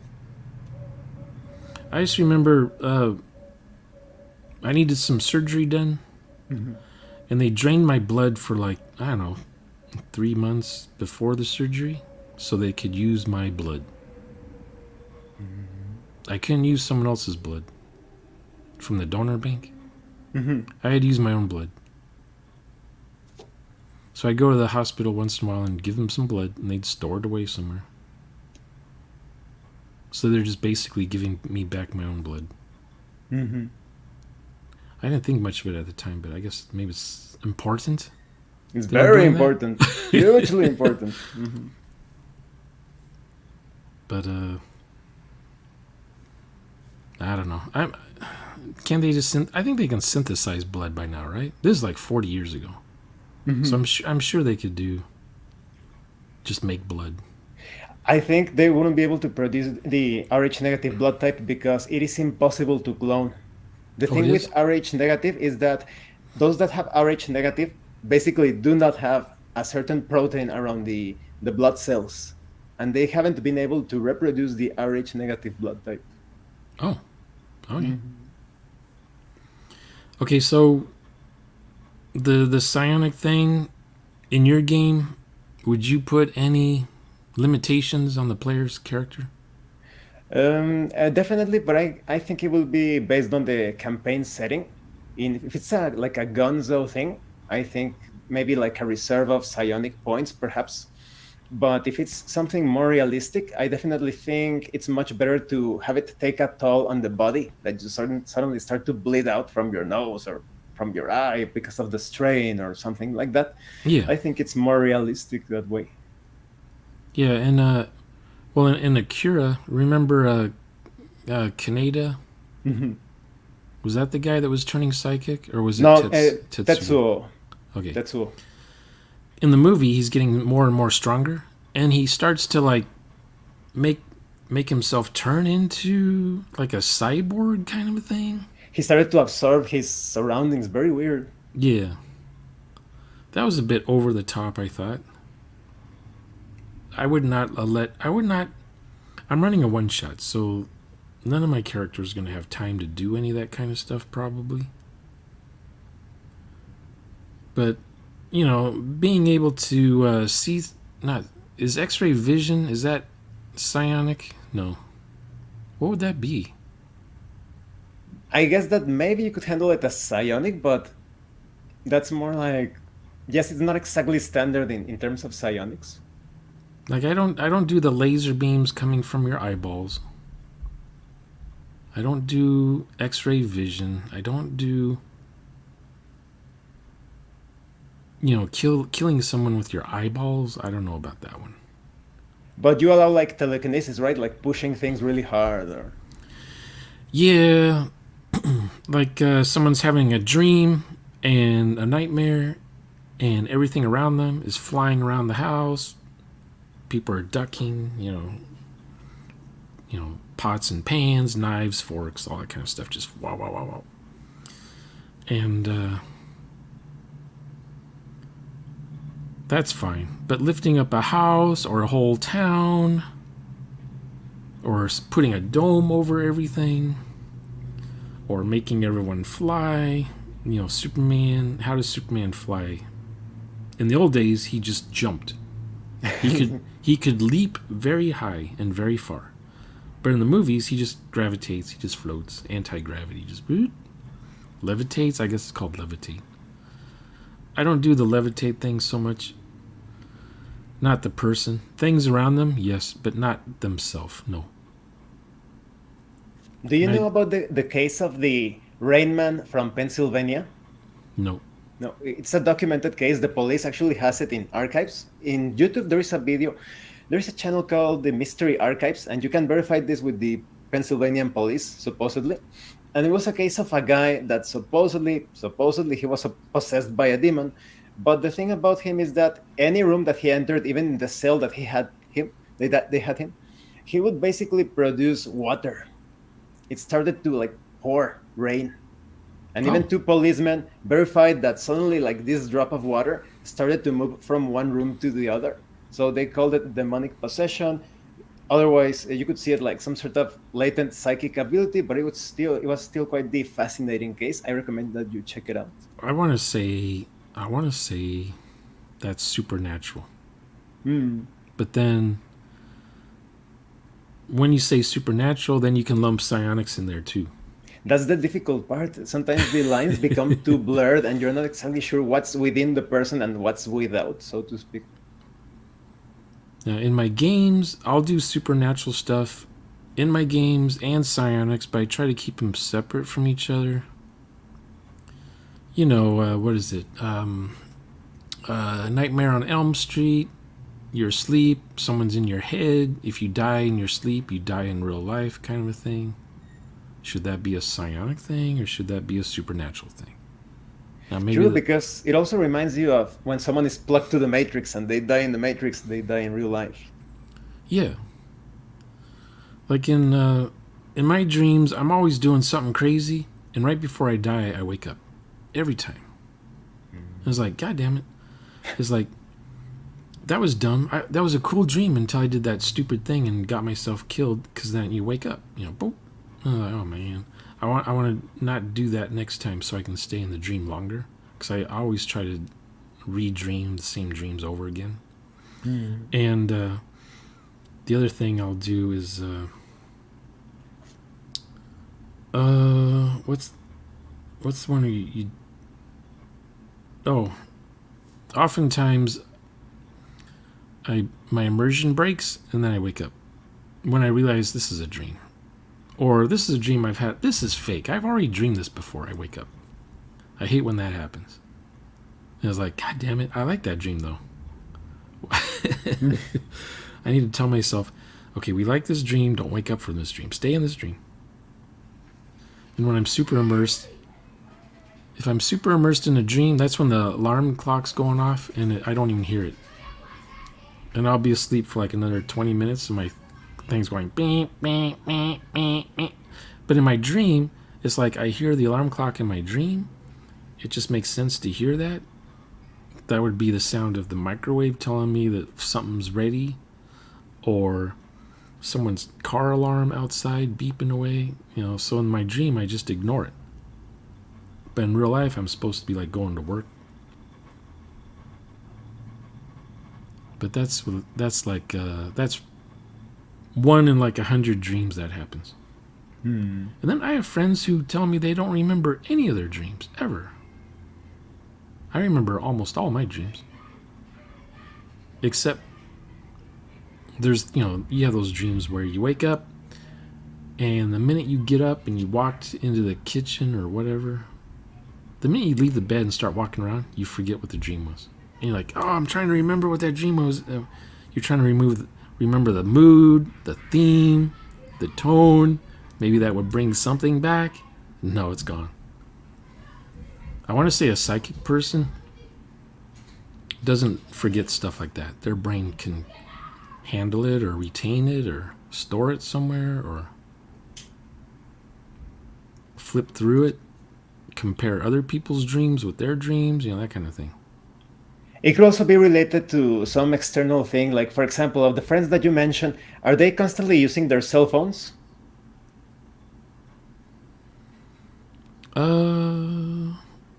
I don't know. No. Well, these are friends I've talked to, like people I've known my whole life. Mm-hmm. So, like when I was a kid, I dreamed in black and white because everyone had black and white TVs. Movies were black and white. But when the color TV came out, everyone was watching stuff in color. I started dreaming in color. I don't know if that's a coincidence or if that's something everyone does growing up. They just learn to dream better. I need you to dream better. Or some people dream in third person. I dream in first person. I never see myself in my dreams. I'm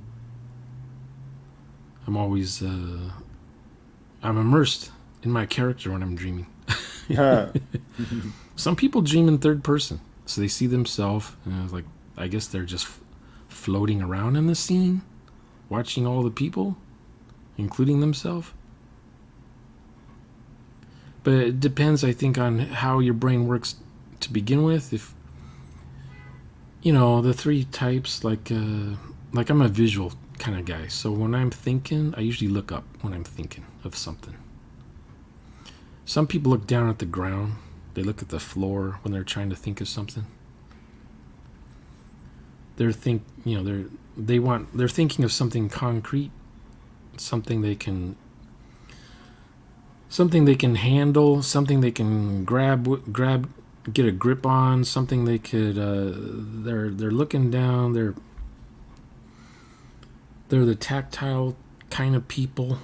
They're really picky about how furniture feels, how their clothes feel, car seats, the wind in their hair, that kind of stuff. How leaves feel when you crunch them, how the ground feels when you walk on it. You got those kind of people.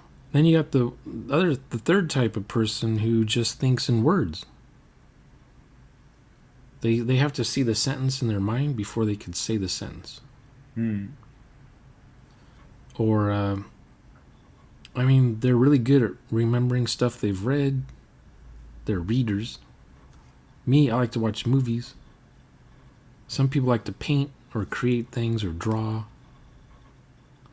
or sew, knit, hammer, construct. That's how they remember things. Me, I just need to go outside and look at the animals in the clouds. But someone's like, "Let's climb the mountain." No, let's not. We'll just look at above the mountain. Well, that's boring. No, that we need to climb the mountain. No.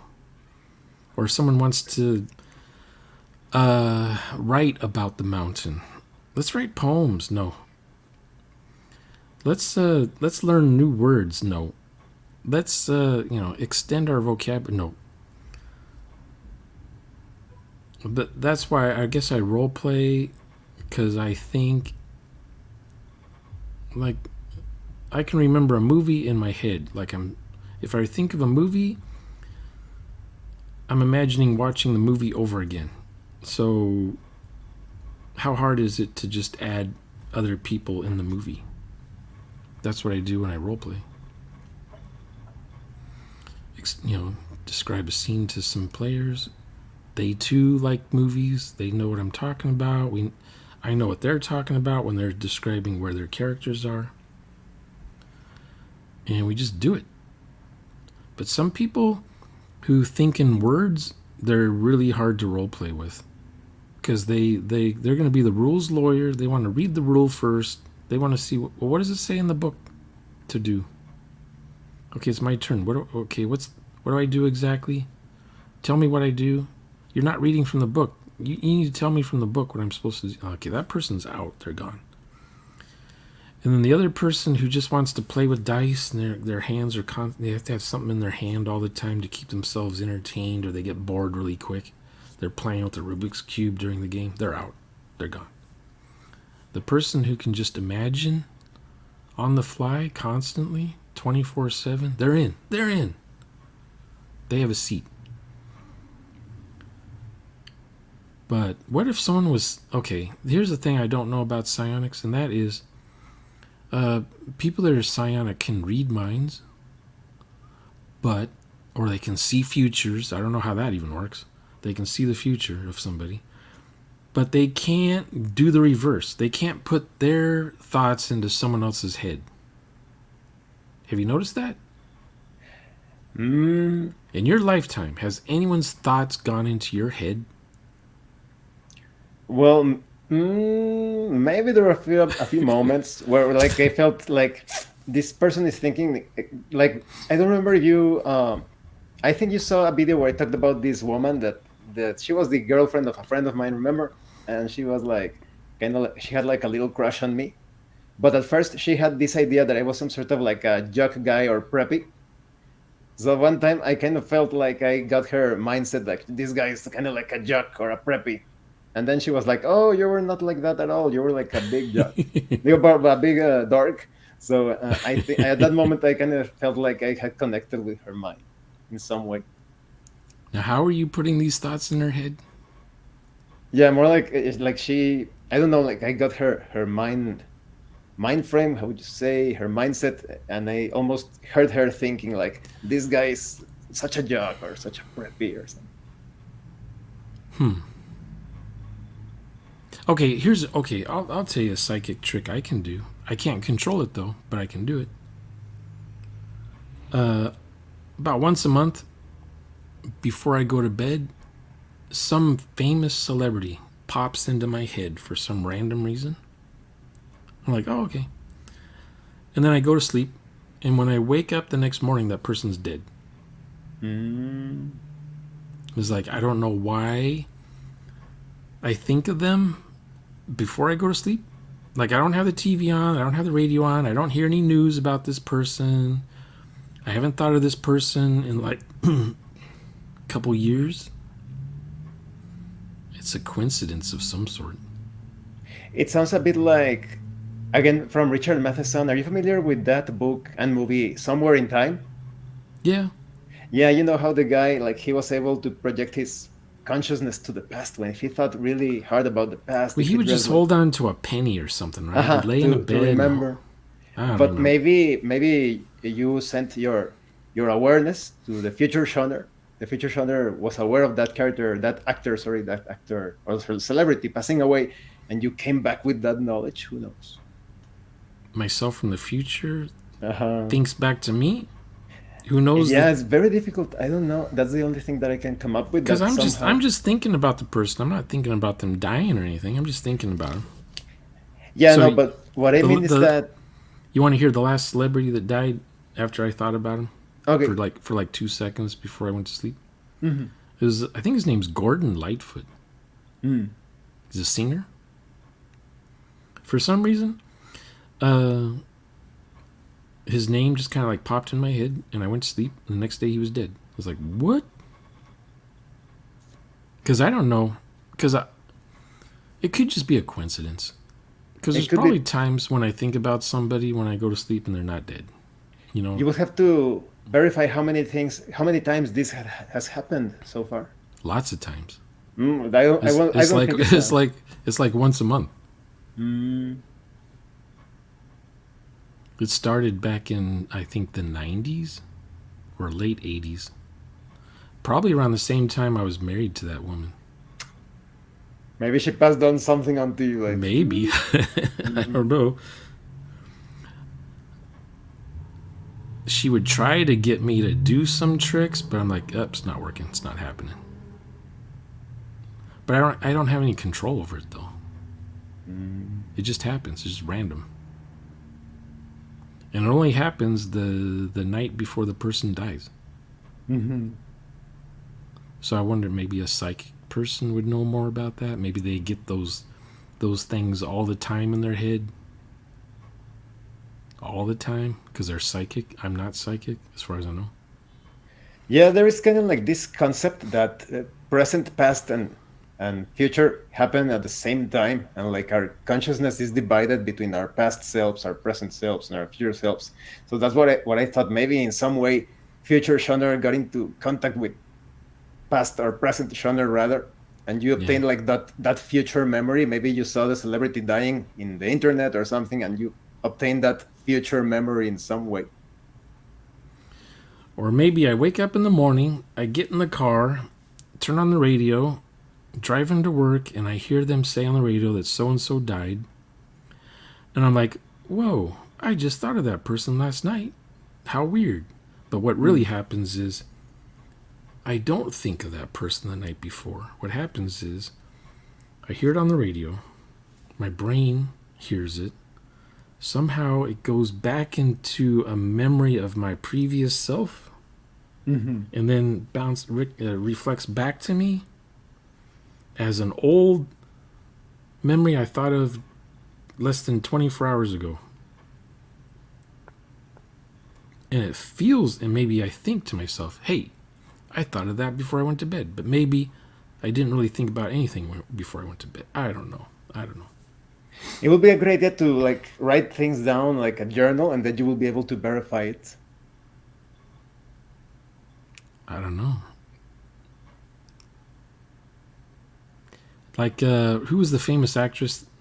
Everyone thought, oh, she's still alive. She's still alive. Mary, what was her name? Betty White.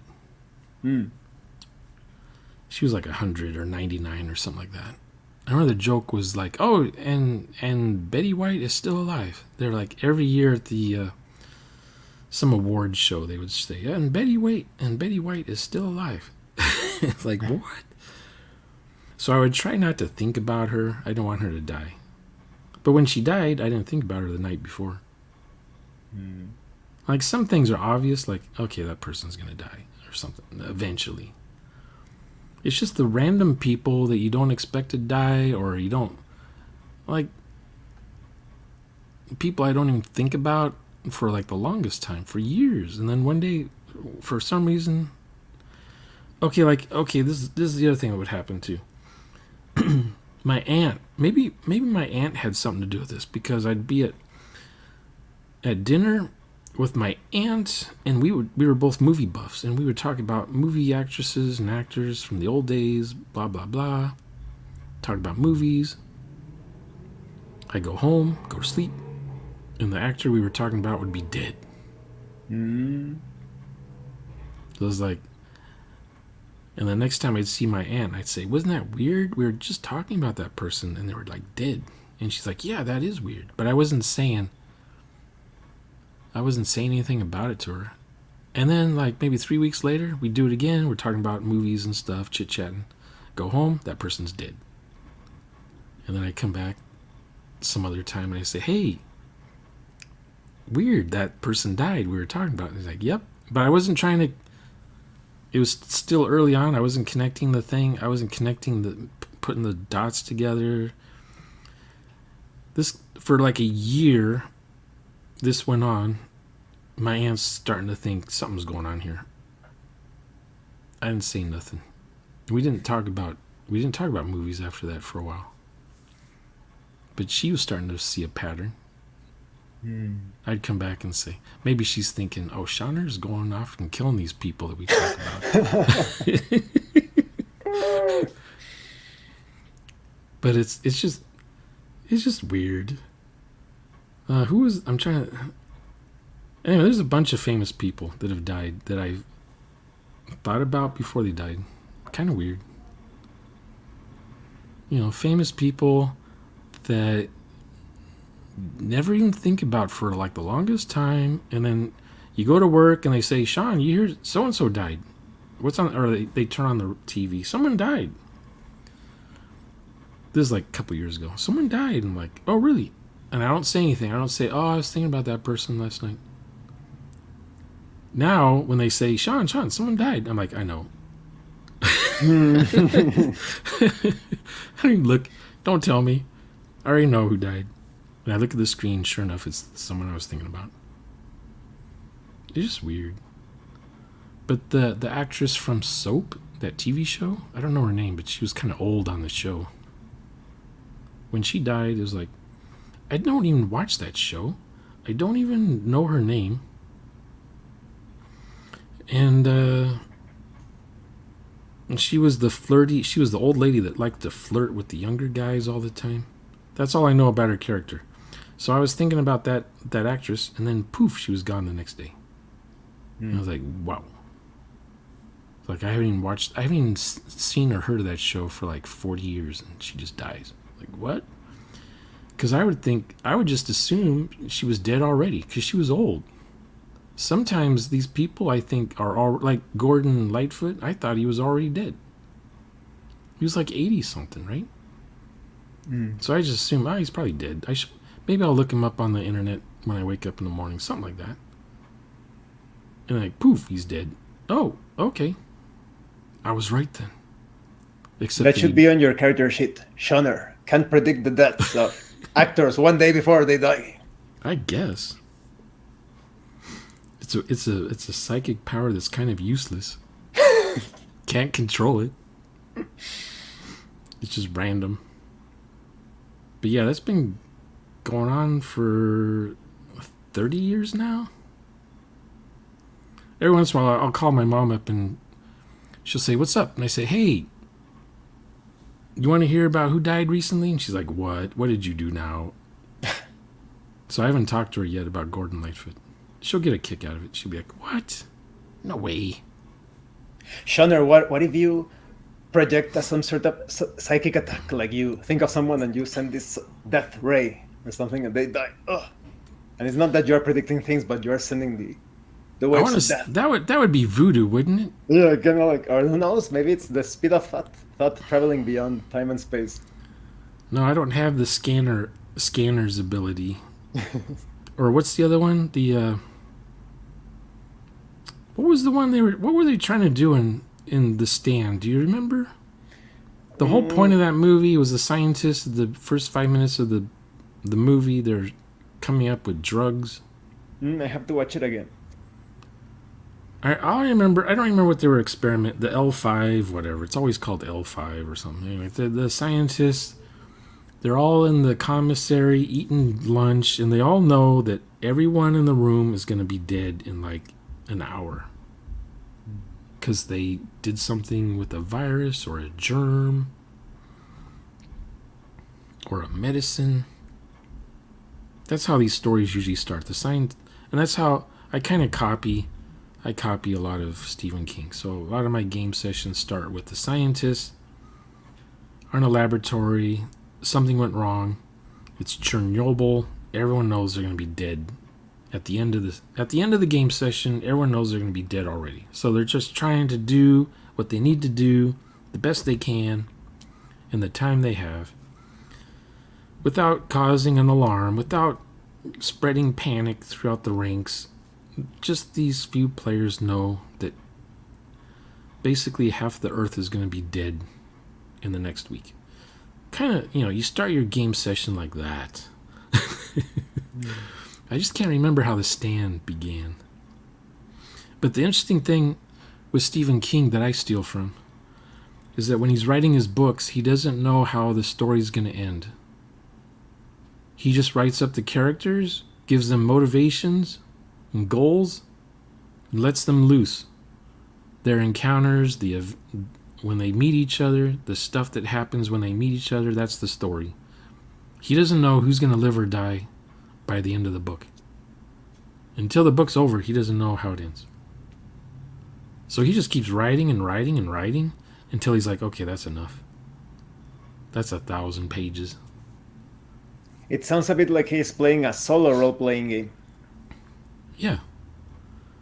Yeah, he makes interesting characters, usually the same characters, but usually something supernatural's going on, something psionics going on, something, some scary thing, maybe, I don't know, like, you have an interesting character with interesting event at the same time going on. That's all you need. That's all you need for a role-playing game. Interesting characters and interesting times, or interesting event. And the players are in character, dealing with, characters are character-driven. So already you got something going on. You staying in character, you're character-driven, so boom. That's all. You don't have to ask the GM for anything. Your characters are just doing things, and the person running the game is just there to listen and be like a referee, narrating. Like if they go outside, that's when the referee narrates what's outside. You kind of keep a description of the surroundings for the characters, for the players. And you're just making the stuff up, world building as the characters are moving around. You're world building, and you're keeping an eye on the event. Usually I have 2 events in my game. You have the first event, and then you have the second event coming up, which is like a double whammy. The first one was just a warning shot, and the next one's coming up. So they got to prepare, for that. And oftentimes we allow for player versus player, which was a video I was going to do today, but my throat is killing me. But yeah, player versus player, apparently somebody's talking about it now on the YouTubes. They're against it. I'm for it, as long as the players agree to it. Because you get to a point where it's last man standing. Some characters are going to be selfish, greedy, needy, and they're gonna stay in character the whole way through, and they're gonna be the last ones surviving. In their head, they think they're gonna win, but maybe the last person who does live, who hasn't killed off, after one person kills off everyone else, that person then technically they won, but they're the one who's the alien race gets to devour or make clones of, or make bio weapons from, or they're basically that the last person alive ends up being tortured to death slowly. As an army of them is being made, like in the old StarCraft game or Warhammer games, where the guys would be have the armor bolted onto their bodies and stuff, and they're sort of like stuck in those suits. Yeah, like grafted. Mm-hmm. And you don't know if they volunteered for this or if they've agreed to this. And then they get cloned, and then that clone gets done the same way. And it's like a living hell for this guy, you know. He's thinking, I'm going to go on the mothership. They're going to take me to their home world because Earth is destroyed. And then they find out the aliens are going to use him for something else. That kind of thing. That's a typical SHONNER episode of something. Usually a Twilight Zone episode. You know, there's always that one selfish guy that wants to live, and he ends up... He thinks he's like... that one guy, they crashed on the planet, and they're after gold or something like that. Or no, they time travel. Or no, they froze themselves, and they wake up in the future when gold will be worth a whole lot more. You ever see that episode? I don't remember. No. They wake up in the future and they expect their gold to be worth billions, and they're fighting over who's going to have the gold. And at the end of the episode, the last survivor realizes that gold is worthless because gold can be replicated. Mm-hmm. And the guy is like, he's dying. He's dying from thirst and dehydration, you know, starvation. And like, he's handing the guy like a brick of gold. He's like, take it. Just give me some water. And then he dies. And the wife's like, what was that all about? And he's like, I don't know. He was saying something about he had some gold he was going to give me.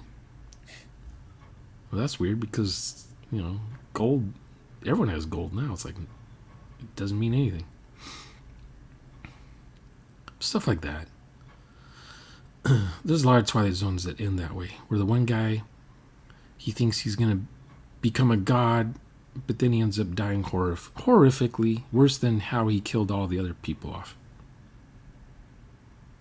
So maybe I copy Rod Serling too, because he wrote a heck of a lot of those episodes. But, you know, there's that one psionic episode where Buddy Ebsen, I think that's his name. He's psionic and he can control the dice so that it always rolls a 7. And then he would get these headaches if he does it for too long. So he has to tell his friend, I need to take a break. I'm getting a headache. And his buddy's like, no, nonsense, you're fine. And the guy rolls and he loses all of his money because he didn't roll a 7. And his friend says, I told you, I'm getting a headache. I can't control your dice. But, I lost all my money. Ah.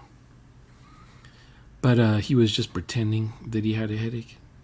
Because he wanted his friend to lose all the money.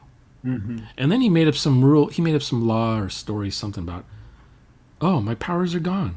It wore off. I can't do it anymore. Golly. And his friend's like, oh, man. His friend believed him. But at the end of the episode, I think you still see him doing something psionic that only he knows. Because that's the thing. Here's the other thing. If someone finds out you're psionic, they're going to come after you. Mm-hmm. It's like, oh, you told me my future.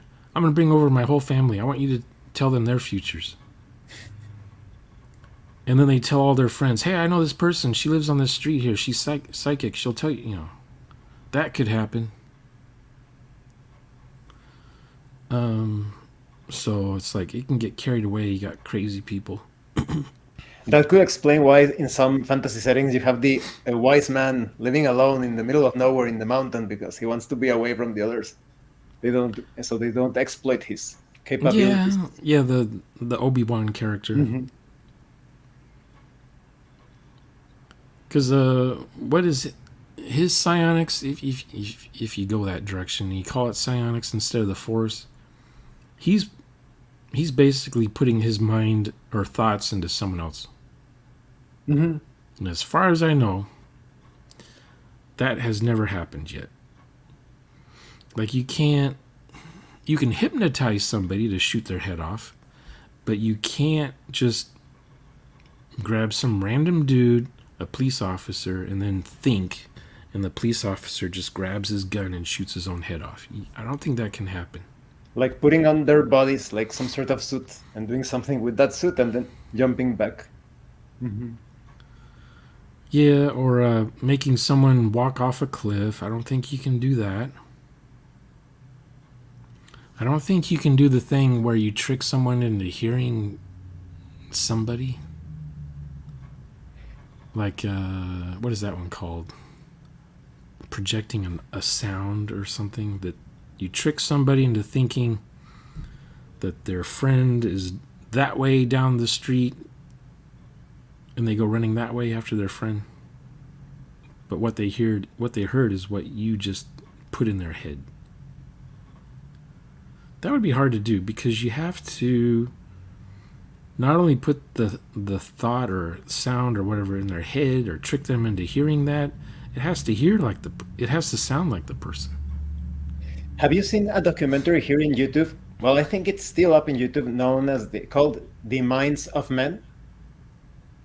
Sounds familiar. In the Truth Stream Media channel, The Minds of Men.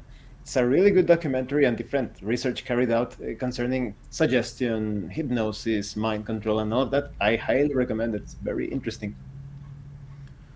I remember seeing something about, this is like back in the 70s, those videos where the girl has a train set and she's using her mind to make the train go faster and slower.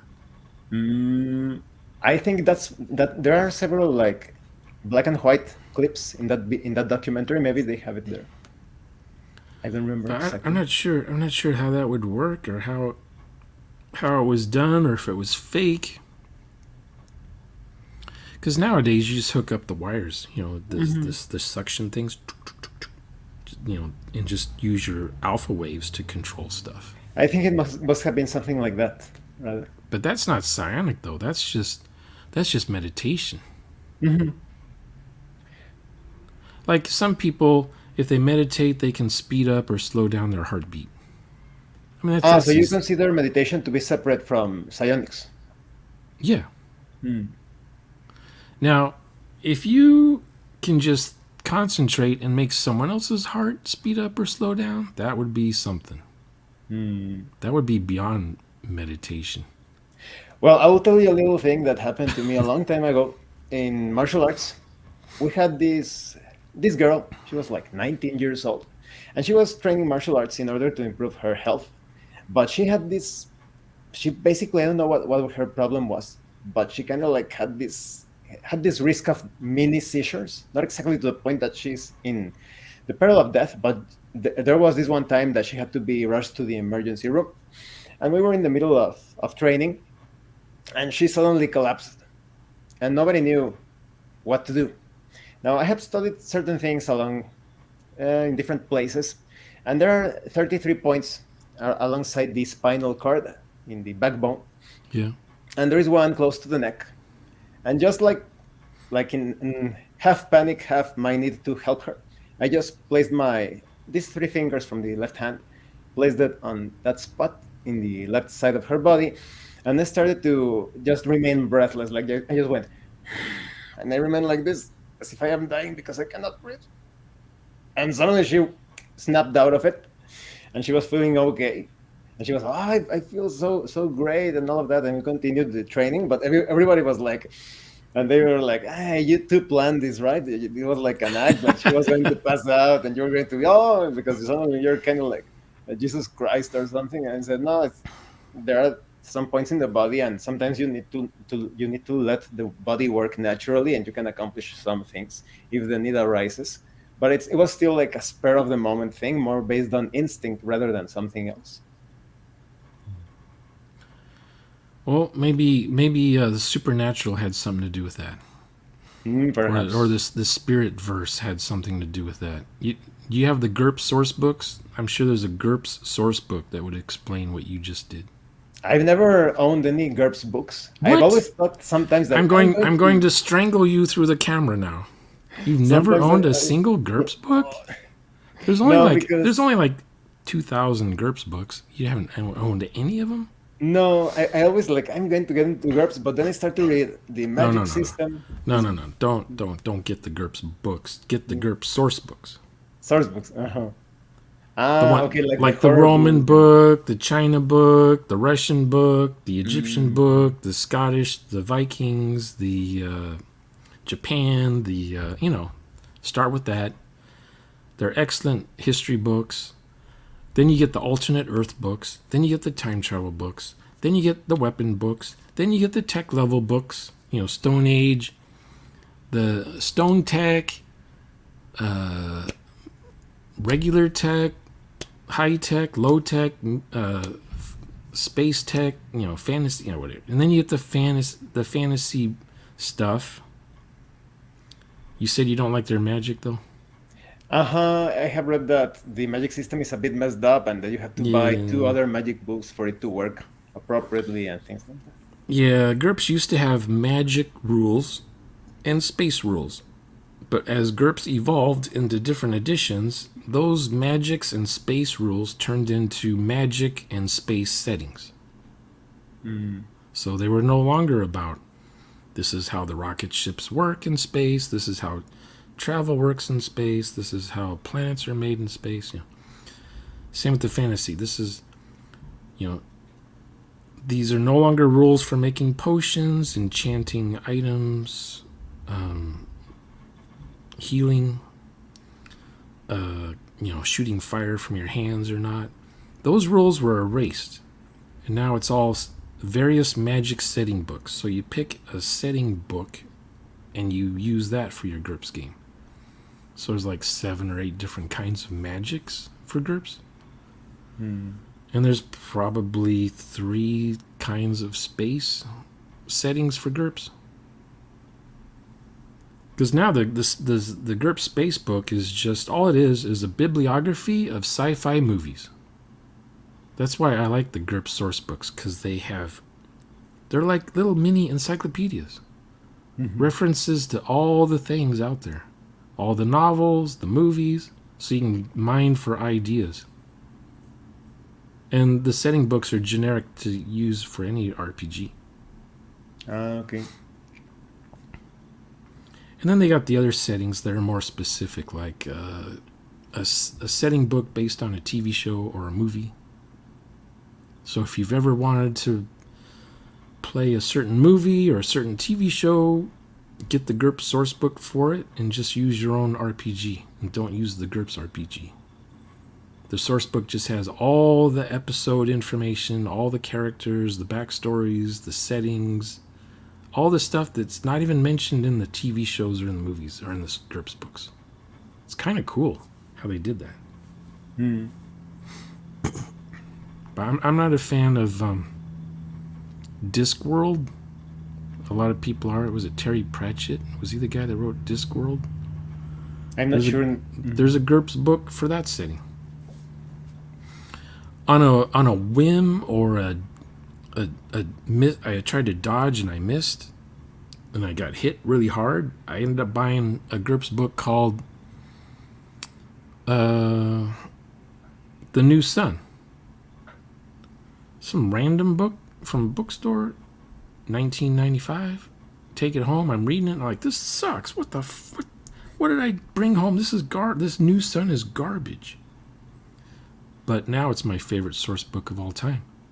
Mm. It's based on Gene Wolfe's novel, Book of the New Sun, written back in 1980, which I didn't know at the time, but that's the idea of having an unreliable narrator. And that's what I use in my one-shots. When I'm narrating stuff or describing stuff to the players, I'm being an unreliable narrator. They don't know it. So they meet a character, right? The character's talking to them about something. Maybe his language, maybe his vocabulary isn't all that great. He doesn't have the best description way of talking to the characters. So he's trying to describe a satellite link-up thing pointed up at a moon. But he doesn't. He's unreliable at describing this thing. So the players aren't sure what is out there if they go that direction. Mm. Stuff like that. Because you are less predictable that way, of course. Because I'm not going to say, oh, out there is a, I'm not going to have the NPC say stuff like, oh, out there is a satellite. It's a dish satellite, and it's pointing at a geosynchronous satellite out there that transmits to other stars, other worlds in the star system. I'm not going to tell them all that stuff. I want the players to figure that out on their own. Now, I'll show them a picture,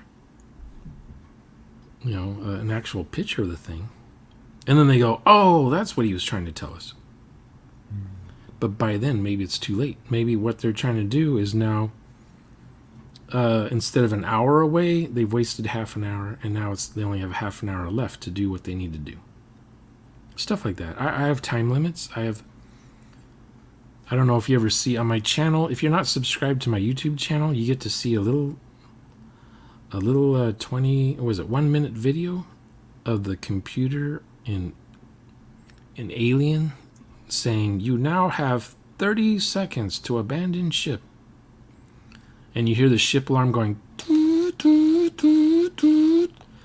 You now have 20 seconds to abandon, That's what I do to my players. When I say, 10 minutes before self-destruct, I got a little timer thing, 10 minutes from now, this ship's going to blow up.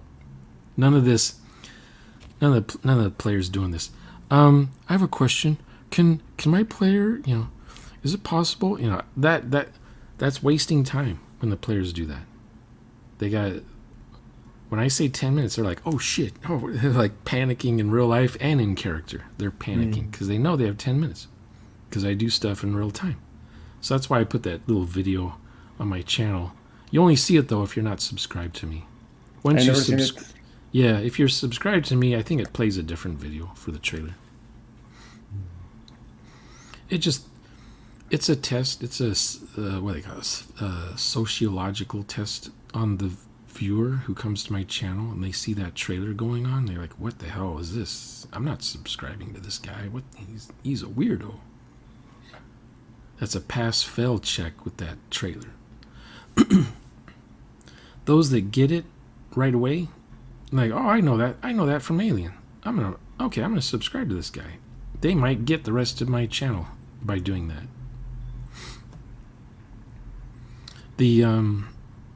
But yeah, so anyway, so what's his name? Gene Wolfe wrote the New Sun books, Book of the New Sun, and I bought those up, read them. I'm like, oh, this is amazing. Basically the books take place like, I don't know, 50 million years from now. Still on Earth, but after that amount of time, Earth has been cleansed over by plate tectonics and everything. Nothing remains. The continents are moving around and stuff. And there's still humans, sort of. But the unreliable narrators talking about people from the future, talking about alien races, motherships coming to Earth, teleportation, matter transportation, that kind of stuff, portals to other planets, but it's narrated by a guy who's using other words because it's in the future. They don't speak English exactly. They describe things differently. Things have different names. People don't know what the original. They don't say mainframe computer. They'll call it something else. Over time, you start to see in your head, oh, they're describing a mainframe computer. But they're talking about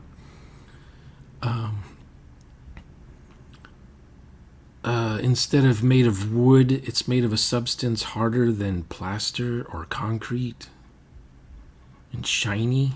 But they don't have a word for metal. They don't have a word for stainless steel. I mean, they do, but the reader won't understand what the word means that they're calling stainless steel. Mm-hmm. Then you think they're talking about something really cool. Wow, what is... Then you find out it's just a basic iPhone device or something that has like one app running on the thing. But the way the guy describes it, it's like really cool, and It does videos and cameras and records your voice, and it accesses the past. But you're trying to figure out, what is it? A recorder, tape recorder? Is it what? You don't know. There's no pictures in the book to look at because that would be cheating. But if you read all 5 books, then these are books that you have to reread because the first time through you don't get all the clues. And he puts stuff in the first book that show up in the last book. A bit like the Dying Earth. Yeah, like that. Anyway, so I borrow some of that unreliable narrator stuff in my games. A lot. The games are 4 hours long, so I'm not going to make a huge riddle out of everything. 1 or 2 things might be explained weirdly. So the player's like, what is this? What is this? And I'm not going to show a picture because that would be cheating. But remember, you ever see that MTV show called the Sharana Chronicles? Or Chronicles of Sharana or something like that? I don't think so. It was like 10 years ago. Basically, it's Earth after nuclear war. So the Earth is destroyed. All the humans are killed. People go underground in bunkers, bomb shelters. They get mutated. Over generations and generations, these humans that are radioactive, whatever, they change differently depending on how they got blown up. So some group of people turned into dwarves. Some turned into elves. Some turned into fairies or whatever. And they come out. Earth is now green again. This is like millions of years in the future. Earth is green again. The skyscrapers are covered with plants. Cars are all rusted. They don't know what any of this stuff. They don't know the names of any of this stuff. But they walk around the terrain trying to make a life. They build towns and villages around all this ruin. It's basically, post-apocalyptic setting. And the elves and the dwarves and the fairies hate each other. They all fight with each other. So that's going on. But it's kind of neat that they'll walk past statues, not recognizing who it's a statue of. Some human, some president, or some queen or king, dictator. They're just walking past it. They have a name for it. Or they don't know what it is. These are landmarks to them. So they give these things names. And the cars... Wasn't it Chronicles of Shannara? Yeah. I think I've... Mm-hmm. And they'll grab a door from a car and use it as a shield. Not knowing that was a drivable car at one time. It's just metal, hard rusted metal that they can just break pieces off of and use. Repurposed. Uh-huh. But if you watch the show, you recognize, that's a Volkswagen, that's a Miata, whatever. Mazda or whatever. Still in someone's garage. They don't know what a garage is. They don't have a word for garage. But they run through tunnels. They don't call the things tunnels. There's trains on rails, but the rails are missing, used for other things. It's kind of cool. But in the book, I don't know how the writer described it. If they used unreliable narration or if they just outright said, these are cars, but these people don't know they're cars that they're messing with. In the show, the camera just kind of pans kind of really quick across the scenery. So you get a glimpse of things like, holy crap, they're in New York City or they're in Chicago or they're in whatever. But to them, it's like they don't know. That's not part of the story. That's just part of the background. Just background scenery. That's all it is. And it makes you, as a viewer, you're like, that's cool. I want to know more about what happened to, like Logan's Run. I want to know what happened here. You ever see Logan's Run? No. Okay, that one takes place in Washington, D.C. after the nukes, and all the plants grew over all the monuments in Washington, D.C. And the people that live there don't know anything about the place. It was just there before they were born. The plants were on everything before they're... It's like the Egyptians. Mm-hmm. You've heard of the Egyptians, right? Yes, of course. Okay. In the 100 years ago, soldiers and crap would go out to Egypt, and they'd see the Sphinx head sticking out of the sand. Or they'd see pyramids and they'd ask the Egyptians, "What are those? What's that? Who did it?" And the Egyptians are like, "I don't know. We don't know. It's always been there. It was there before us." The Egyptians didn't even know their own history. So I was like, "Oh, that's interesting." And that's when Napoleon was like having his troops shoot the Sphinx face The nose. to break its nose. So someone says, "You know what? You know, since basically you kind of like own this territory, let's dig. Let's see what's going on down here." They find mummies and they find the whole Sphinx. It's a freaking building practically with stuff inside in the basement of the thing. And then they, I guess over time water got in there and messed up stuff, so they had to drain water and because the Nile or whatever does its own thing. There's no canal going through there. So it's just neat how, my characters in my games are like that. They were born after the disaster. So they don't know that there was an America. They don't know that there was a China. They don't know that there was a moon base. They don't know any of these things. The moon to them is just a bright thing in the sky once again because it's Stone Age.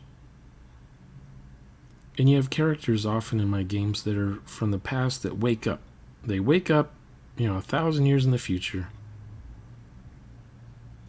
And in my games, the future is always different. I use the Traveler rules, but I don't play in the Traveler universe. So I'm just using the mechanics from Traveler to do whatever. Any setting. Your setting sounds a lot like a Metamorphosis Alpha or Gamma World sort of situation. Yeah, like a